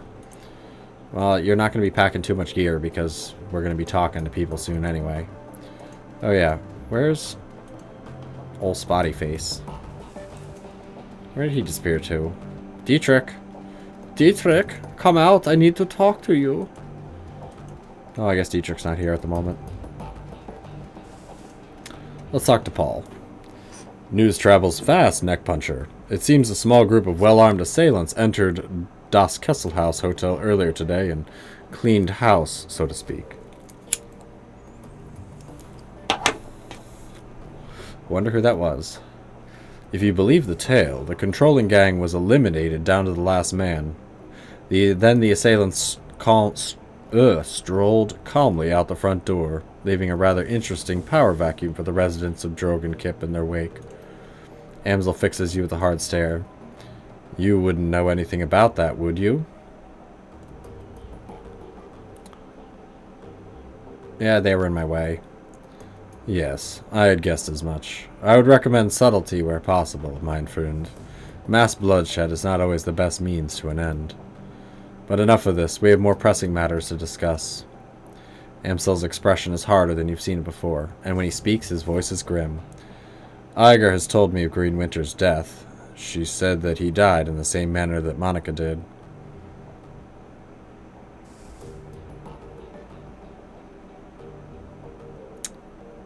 Yeah, I could reprimand her a little bit more. It wasn't a pretty sight. I'd rather her talk to Paul and get things over with. Amsel nods gravely. I know that you and Iger have had your differences. I will tell you that she was badly shaken by the sight of Winter's body. Yeah, I talked to her about it. She also mentioned that you found something in Winter's safe. A package full of very old discs. May I see them? Of course. Good God. Gingerly, Amsel lifts a disc from the bundle and holds it up to the light.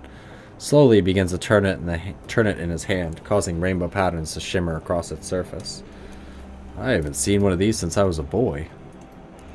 This is a DVD/RW, a data storage medium from the mid-2000s.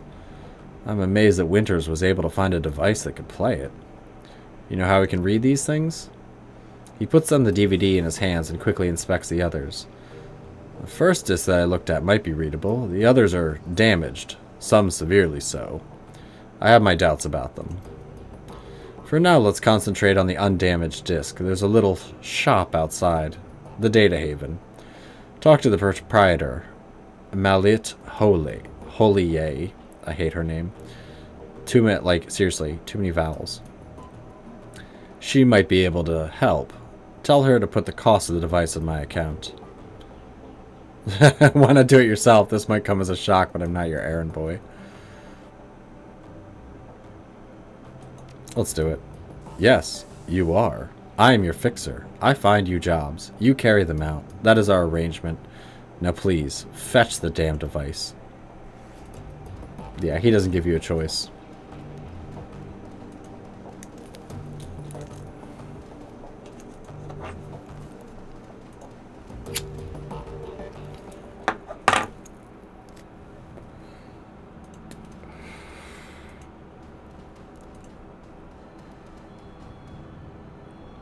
The dwarfish tech vendor, fucking dwarves, smiles at you with practiced ease, her almond eyes twinkling in the glare from a dozen trid screens. She speaks in a clipped, heavily accented German. Welcome to the Data Haven. Can I help you with something? This is for the broken drone. I acquired this drone. Can you get it up and running again? Yeah, probably. It might take a bit of doing, though. I love working on these old corp drones. Can't make you any guarantees. This is more Russian than German. Female German is not my specialty. But either way, it's on the house. I'll leave it in your hands. I'll start on it right now. See you later. Hang on, there's something else that I wanted to talk to you about. She glances back up at you. Yes? Go on, I am listening. Anything that can play a DVD RW. Really? That is old tech. Very old, in fact. Just a moment, I will go look. She turns to rummage through bins of obsolete components at the back of her stall. Ah, yes, here we are. The dwarf wrestles a mid-sized flat-screen display out of the bin. This display has old enough hookups to connect to a DVD player. RCA, you know. Vintage. The player itself, though, this I do not have. You may try your luck down at the junkyard. There's a scavenger there, a primitive man with a crude disposition. If anyone here in the Kreutz Bazaar can help you find your DVD player, he can. But he will most certainly attempt to overcharge you for it. She takes a deep breath and smiles up at you. But you are not here for gossip. Shall we conclude our business? I could give you the display for, say, 200 new yen? Paul Amsel said to charge it to his account. Ah, very well. I will have it packaged and delivered to Herr Amsel straight away.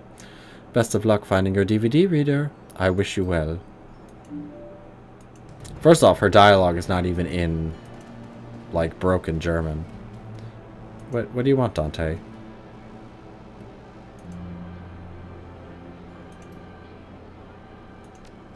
Yeah, you get the pets.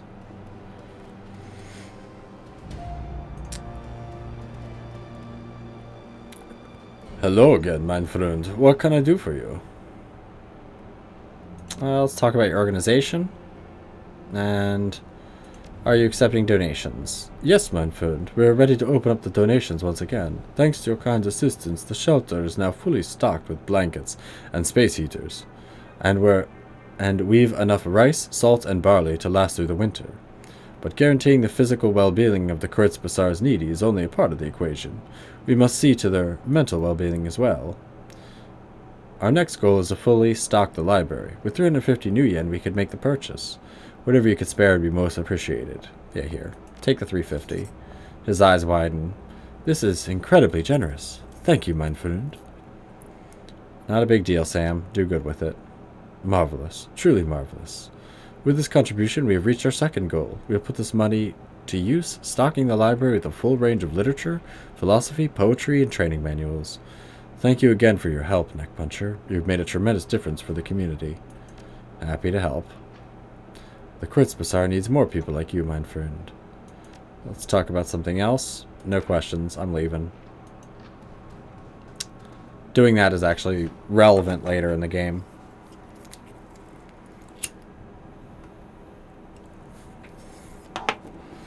The old troll putters about, his artificial joints complaining loudly. He seems heavier today than when you first met, and he takes your approach as reason to seat himself and rest. I understand they put you in charge of Monica's outfit. I'm the most qualified. Uh-huh. Imagine that went down well with Iger. You need something from me. Let's hear a little more about you. Let me guess. You want to know how I lost the legs? If you're offering. Might as well hear it from me than one of the addle-brained kids running about. Lost the legs during the first Euro War. If you know, in a bombing. If you must know, in a bombing. Need to know something else? Nope, didn't mean to bother you. He has more to say about that later. Just world background that's actually helpful. And we need to go talk to this little junkie, Shrotty. Which is totally the guy from Shadowrun Returns. The homeless guy who's looking for his stuff. A stout old man looks up from whatever tech he's tinkering with to squint at you through thick old-fashioned glasses. He pushes them up with an oil-stained finger as he straightens them up to nod at you. He speaks with a gruff but well-meaning tone and a heavily accented German tonality. Guten Tag, what can I do for you? You're the man to speak about DVDs? That little shrew sent you my way, huh?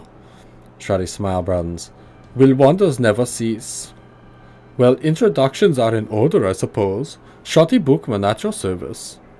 The old man raises a grimy hand in salute. Need something salvaged? Maybe old components? Vil... I don't know that word. Vilich? Indeed, I am your man. It always comes back to sounding Russian. Always. Unless I'm doing so high German voice. Well, let's see. I think you've got something that'll work for ya. Shrotty rummages through the junk heaped on the table behind him. A few seconds later, he snatches a battered plastic lozenge shaped from the pile. Ah, here we go. An old Korean player I dug up last week. 2010 model, a real booty. Shrotty's smile broadens, and he gives you a conspiratorial wink. I fixed her up and got her running, but without any disc to read, I've mostly been using her as paperweight. Sounds like what I'm looking for. How much do you want it for it? Shrotty glances back at the DVD player, a rueful expression on his face. Well, I'll admit, I'm a little loath to part with her. There are definitely plenty of folk out there who really appreciate an older player such as this. I don't know what your intentions are for it. I suppose, given time and trouble of putting her back together, I'd be willing to part with her for, oh, say... Shrotty's eyes dart over your gear, a calculated expression on his face. About 500 new yen? Well, I've got strength. I've got a better idea. How about you give me the DVD player and we call it even? Shrotty's eyes narrow as you can see a scowl boiling from under his mustache. Alright, fine. I see how it is. He slowly the DVD player from the table, okay, and thrusts it into your chest. Take it if you must. I won't forget what you've done here today, and you shouldn't either. You should leave. Pleasure doing business with you. Yeah, fuck you. I'm not paying 500 new yen for a broken-ass DVD player. I wouldn't even pay $50 today for a DVD player. At this point, they're like 20 bucks. Places still sell them for like $100 though. It's fucking stupid. Now everybody should be gathered up and I can talk to Dietrich. Oh. Alright, let's talk to Paul. I said let's talk to Paul. It seems that Amsel has assembled a team in your absence. They stand in a group around the old display, and you can that you had Mellet deliver. On their faces you can see excitement and apprehension, curiosity and dread. Neck Puncher. Have you procured a DVD reader? Yep, it's right here. Good. This should only take a moment. Amsel disappears behind the ancient display. After a few minutes of fiddling with its battered inputs, he reappears, a satisfied look on his face. Everything appears to be functional. The disc should be ready to play. Well, don't keep us in suspense. Start the damn thing already. Neck Puncher went to the trouble of fetching everything. Let him do the honors. Amsel steps back, clearing a path for you to access the antique machine. Look at my ginormous fingers. Do you think I can hit a tiny little play button on a DVD player? My name isn't Button Pusher, it's Neck Puncher. But yeah, somehow it teleports over here. A soft whirring sound fills the air as an ancient DVD player spins the disc up to speed. The scratched LCD display comes to life and a menu fills the screen. Play track 1. The screen goes black and a cheerful digital chiming sound spills out of the display speakers. Crackle of static fills the air, coupled with a shrill electronic whine. After a few moments, the display goes live, and a disheveled-looking man appears on the screen. His eyes glitter with excitement. The timestamp on the screen is 2034, September 15th. Ugh. People who date things like this are animals.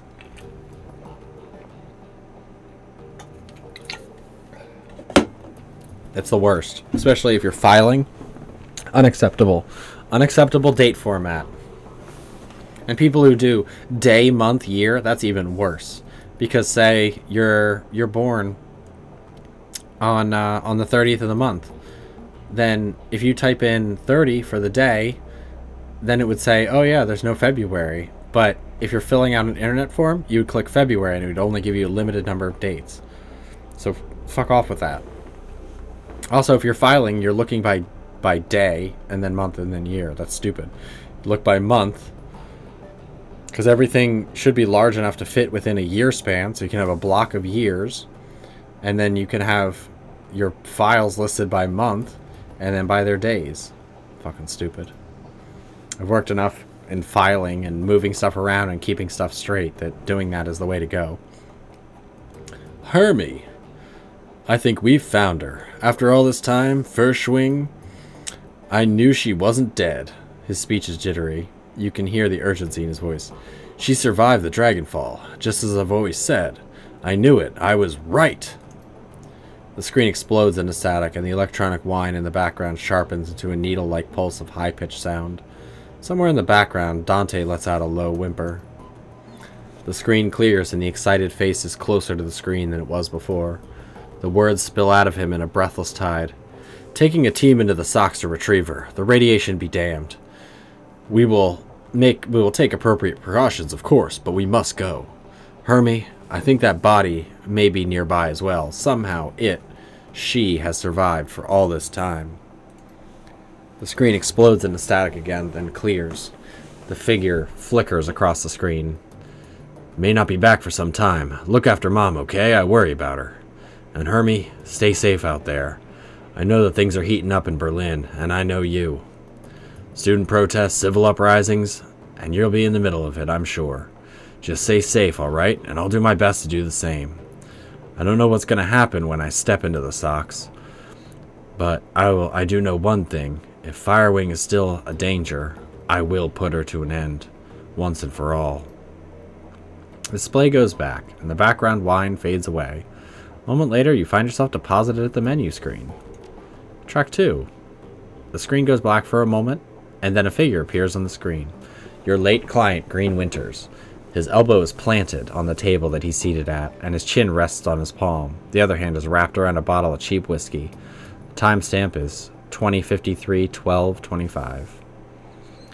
I found the message Adrian left me all those years ago. Got it cleaned up as best I could. Strange hearing his voice again. He pauses to take a long pull of the bottle. It's good to hear him, even if he did insist on calling me Hermie. Dr. Adrian Vauclair, the hero of the people, the Dragon Slayer. My brother. He grimaces and rubs his eyes. Hard to believe it's been almost 20 years. Alright, so I'm gonna start recording these DVDs again. For me, for Adrian, whoever might wind up watching them. Every time I do this, it winds up feeling like a waste of time, but I keep doing it anyway in the off chance that I'll find something important. If I stumble into the clue that leads me to my brother, I know that I'm gonna want it on film. I've been doing this almost 20 years now, after all. No sense quitting now. Christ, 20 years. All this time. Still, no leads. Even with all my contacts and my resources. He takes another long swallow of cheap liquor. Even with my legendary bullheadedness, I've made no progress at all. I haven't turned up a single goddamn thing. Want to hear something funny? The closest I've gotten to a clue was a rumor. Apparently a team emerged from the Sox a while back. Nobody's clear on the date, but... And get this. He leans in the camera and gives a conspiratorial wink. Supposedly, they vanished without a trace. He upends the bottle, drains it, slams it back down the table. His eyes are rimmed with red. Not much of a rumor, considering I already know that you're gone, big brother. I live every day with that. I live with that every day. Abruptly, Linters leans forward and reaches for something off screen. The display goes black. A few seconds later, the main menu returns. Track 3. There's a grinding sound in the DVD tray, and Green Winter's image appears on the screen. There's an eager look on his face. The timestamp is 2054-10-12. Stumbled upon this archival footage of Fierschwing's original attack, months before Dragonfall. Easy to forget how devastating it was. Adrian saved a lot of people by bringing her down. I've got the footage all queued up to play, starting it now. Additional comments to follow. Slow whir, the DVD player shifts to a high-pitched whine. A distorted, wavering image blooms into being on the screen. The timestamp in the upper right of the screen marks the date, July 6, 2012. It's difficult to make out what you're seeing at first. The scene is dark and smoky. The telltale flashes of emergency vehicle lights flicker on the periphery of the screen. The camera pushes in, and you can make out two figures standing in a ruined landscape. All at once, the sound cuts in. Again, for those of you just joining us, we're coming to you live from Stolberg. A few hours ago, the dragon Fierschwing launched an unprovoked attack on this Sleepy Hearts mountain town. You can see the results behind me. Fire, ashes, and blood. We are joined tonight by a survivor of this latest and most horrifying attack. The reporter returns to face a pale man standing behind him. Sir, I understand that you've been going through a terrible ordeal. Thanks for taking the time to speak with us tonight. The camera switches focus to a middle-aged man with a haunted look in his eyes. He stammers out a reply. Yes, of course. If you could, sir, could you please tell the people at home about your experience of the attack? It was horrible. Just pure chaos. So many people are dead. People I knew, roasted alive or trampled to death trying to escape. My own house was burned to the ground during the attack. My family, we have nothing now. You all made it through the attack, though. Your wife and kids? Yeah, we all made it, thank God. We rode out the attack in a small shelter, me, my wife, and our 2 daughters. The shelter had protected us, but the heat was just so unbearable. We couldn't have stayed in there much longer than we did. How long were you holed up in there? 3, maybe 4 hours, I don't know. We just stayed inside until the heat died down and the screaming stopped. And what happened after that? When it was over, when the air cooled down, The reporter nods, and the man continues. We stepped outside. There was nothing left, just smoldering wreckage and this dense cloud of black, oily smoke, and the stench in the air. God, that smell. It smelled like roasting meat. There was a long pause from the tortured look on the face.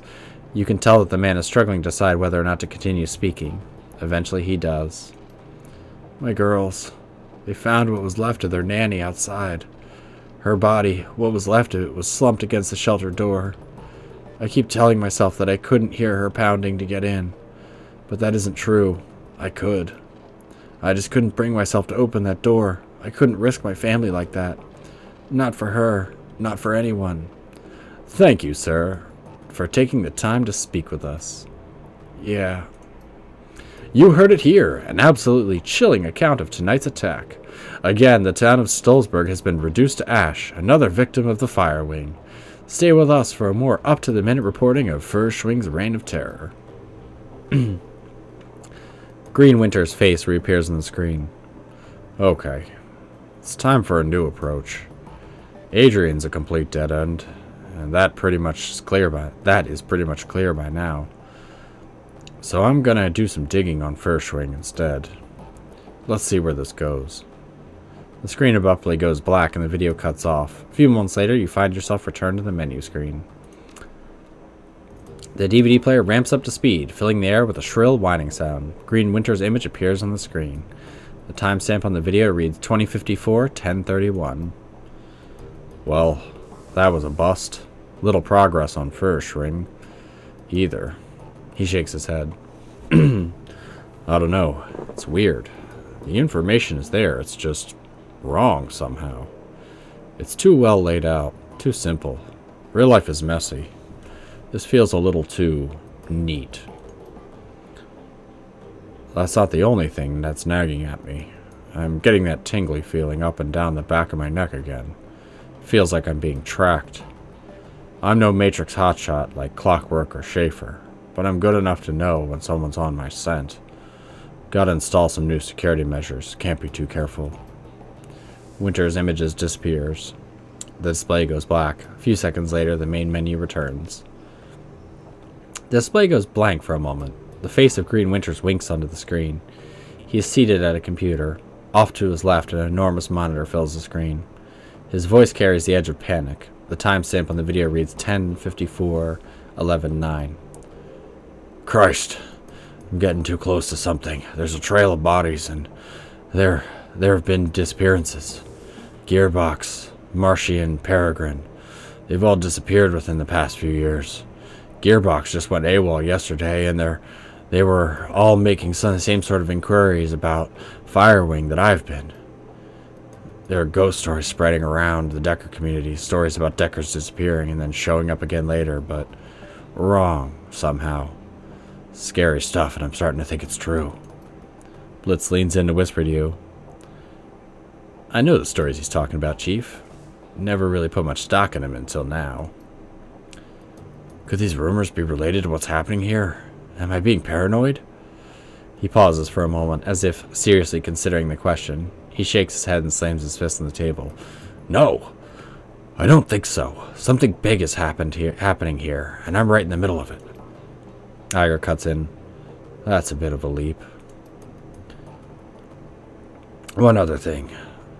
Tolstoy told me a story about a kill team that might be related to all this. Apparently, a Decker named Hellebore posted a theory about Furschwing to the Shadowland BBS about 5 years ago. About an hour later, a mil-spec team showed up in meat space and cooked her entire apartment, with her in it. What if what Tolstoy told me was true? Hellebore live posted the event. She described her killer and this great big orc with skin grafts. The whole thread disappeared, gone without a trace. Leap? Iger love? Sounds like he's on the right track to me. Iger holds their silence, but concedes the point with a small nod. On the screen, Winters pauses. He looks like he's working up to something. Finally, he speaks. I'm just going to go ahead and say it. This has got to be Furschwing, all of it. Adrian is right about her. She's still alive, and she's out of the socks. She's covering her tracks, working the shadows, preparing to rise again. And that means I have to find you, Adrian, for everyone's sake. Thankfully, I've got a lead. For the first time in 2 decades, I've got a solid goddamn lead. I've backtraced all the Matrix nodes that Hellebore was looking into, back before she got cooked. Whoever's been purging the Matrix didn't think about that, and I found what she turned up. Winter stabs a few keys on his keyboard, and an image expands to fill the screen of his monitor. A satellite photo of a rural landscape annotated with GPS data, and a set of map coordinates. So now I've got a target, a place to start digging. The Harfeld Manor, conveniently located in an isolated stretch of the countryside, miles away from prying eyes. Matrix records indicate that some sort of data vault exists beneath the estate. So that's what I need to get into. And this is where we came in. As if on cue, a familiar image winks onto the monitor to let Winters left, Monica. I think I'm going to tap Schaefer for this job. She's got the skills to bypass whatever security they're running out there, and she's gullible enough to take the job in the first place. I'll feed her some line about flux state security, and she'll eat it up with a spoon. I warned her. Ansel's voice choked with rage. I warned her. On the display, Winter's mouth parts into a broad grin. Time to put the plans in motion. By this time tomorrow night, I should have the information that I need. And on the off chance that Schaefer gets taken out, well, that'll tell me something too. Can't make an omelet and all that. Until then. Winter's image disappears and the display goes black. A few seconds later, the main menu returns. When you play the 6th track, a small video window appears. You recognize the scene in the window. You're looking at the tattered drapes and nicotine-stained wallpaper of Winter's hotel room at Das Kessel House. The timestamp is 2054-1110. As a blur of motion and the haggard form of Green Winters lumbers into frame. Suspicions confirmed. Schaefer dead. Christ. Winters reaches a shaking hand off camera. A moment later, it returns clutching a cheap plastic drinking glass. He gulps something down, wipes his mouth with the back of his hand, and takes a deep breath. Okay. Back up. Slow down. Start from the beginning. Winters closes his eyes and makes a visible effort to calm himself. When he speaks again, his voice is steady. Sorry, I'm yawning like crazy. Got the call from my contact in the Kreutz Bazaar. Schaefer killed on the estate run. Matrix security at this estate has cooked her brain. Considering Schaefer's skill and experience, on-site IC must have been extreme, even by Berlin standards. Security of that kind costs money, real money. Given the evidence uncovered so far, corporate involvement unlikely. The connection to Firewing is too strong. So let's come right out and say it. The dragon is what we're dealing with here. The smart money says that she's coming for me next. Well, I won't go down without a fight. I've still got my contacts, I've got my connections, and the flux state can be a hell of a weapon for a man who knows how to manipulate it. Winters takes another long pull from his glass, grimaces, and swallows. Time for me to make my play. Ghost stories or no. Missing Deckers or no. I've got to jack into the Matrix and start pulling strings. The countermeasures that I installed earlier should be more than enough to keep me safe for the 20 minutes I'll be in there. Winters drains the rest of his glass and tosses it back over his shoulder. A moment later, you hear the dull, clattering sound of hard plastic on linoleum. Schaefer's death was tragic. She was a staunch supporter of the F state. But still, all things considered. Winters fishes for setting off screen. A moment later, his hand reappears, clutching a data jack. Cable. Better her than me.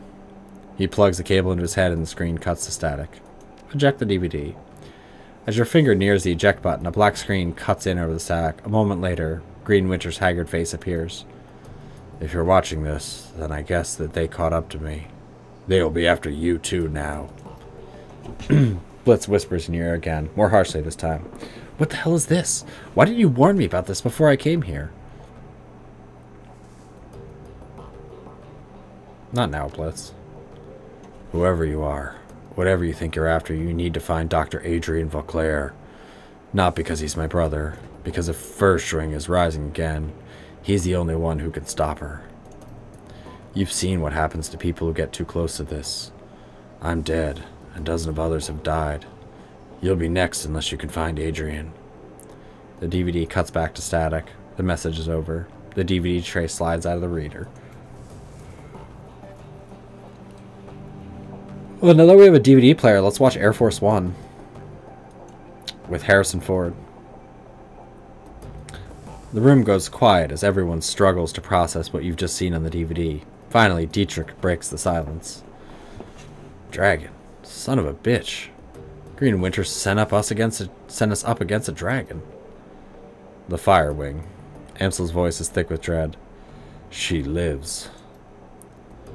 I'm really starting to regret the fact that I just didn't stay at the hotel. Iger ignores him. Wait a second. We don't know for certain. Dietrich lays a hand on Iger's shoulder. The evidence seems pretty convincing to me, love.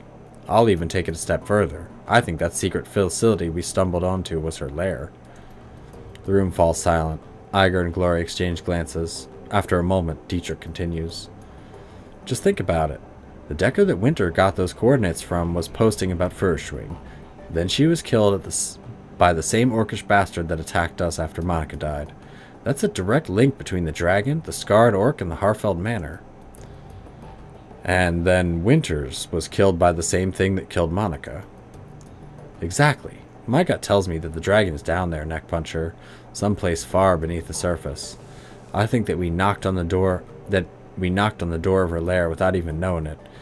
And I think that, given what we've seen, the dragon will do whatever it takes to keep us quiet about it. Okay.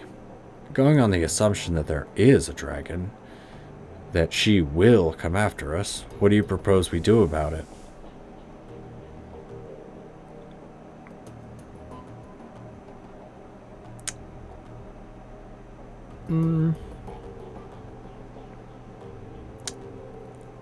I say we keep things simple. Head back there, kick in the door, and kill the dragon. Problem solved. Great plan, fearless leader. I take back everything I said about you earlier. You're a strategic genius. Iger, not now. Amsel's voice sounds impossibly wary.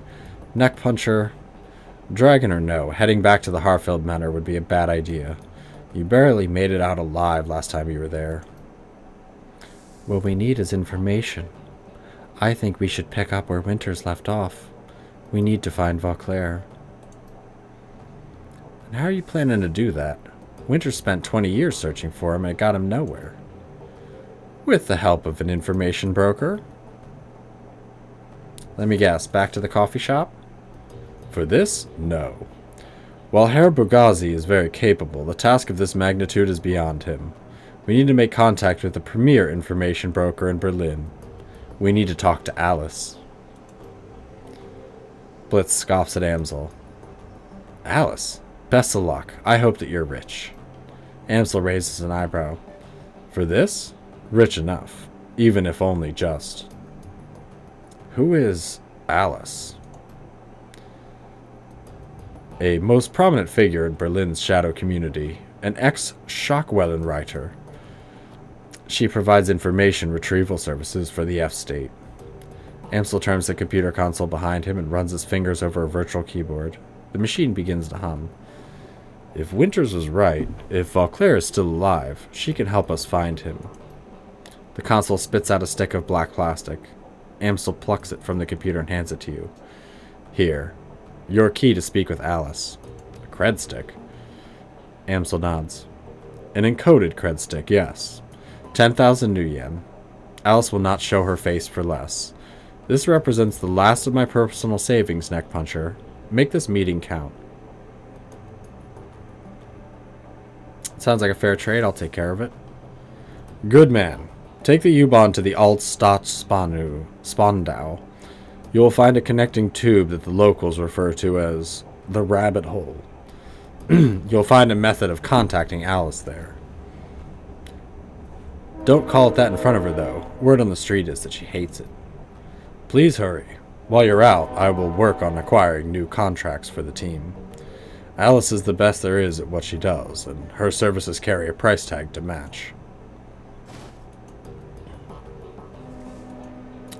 So we now have the encoded cred stick, and we have to go talk to Alice. Also, we have points to spend. So, I'm going to have to say that definitely these need to go up. So I could do 8, or I could do just shy of another one.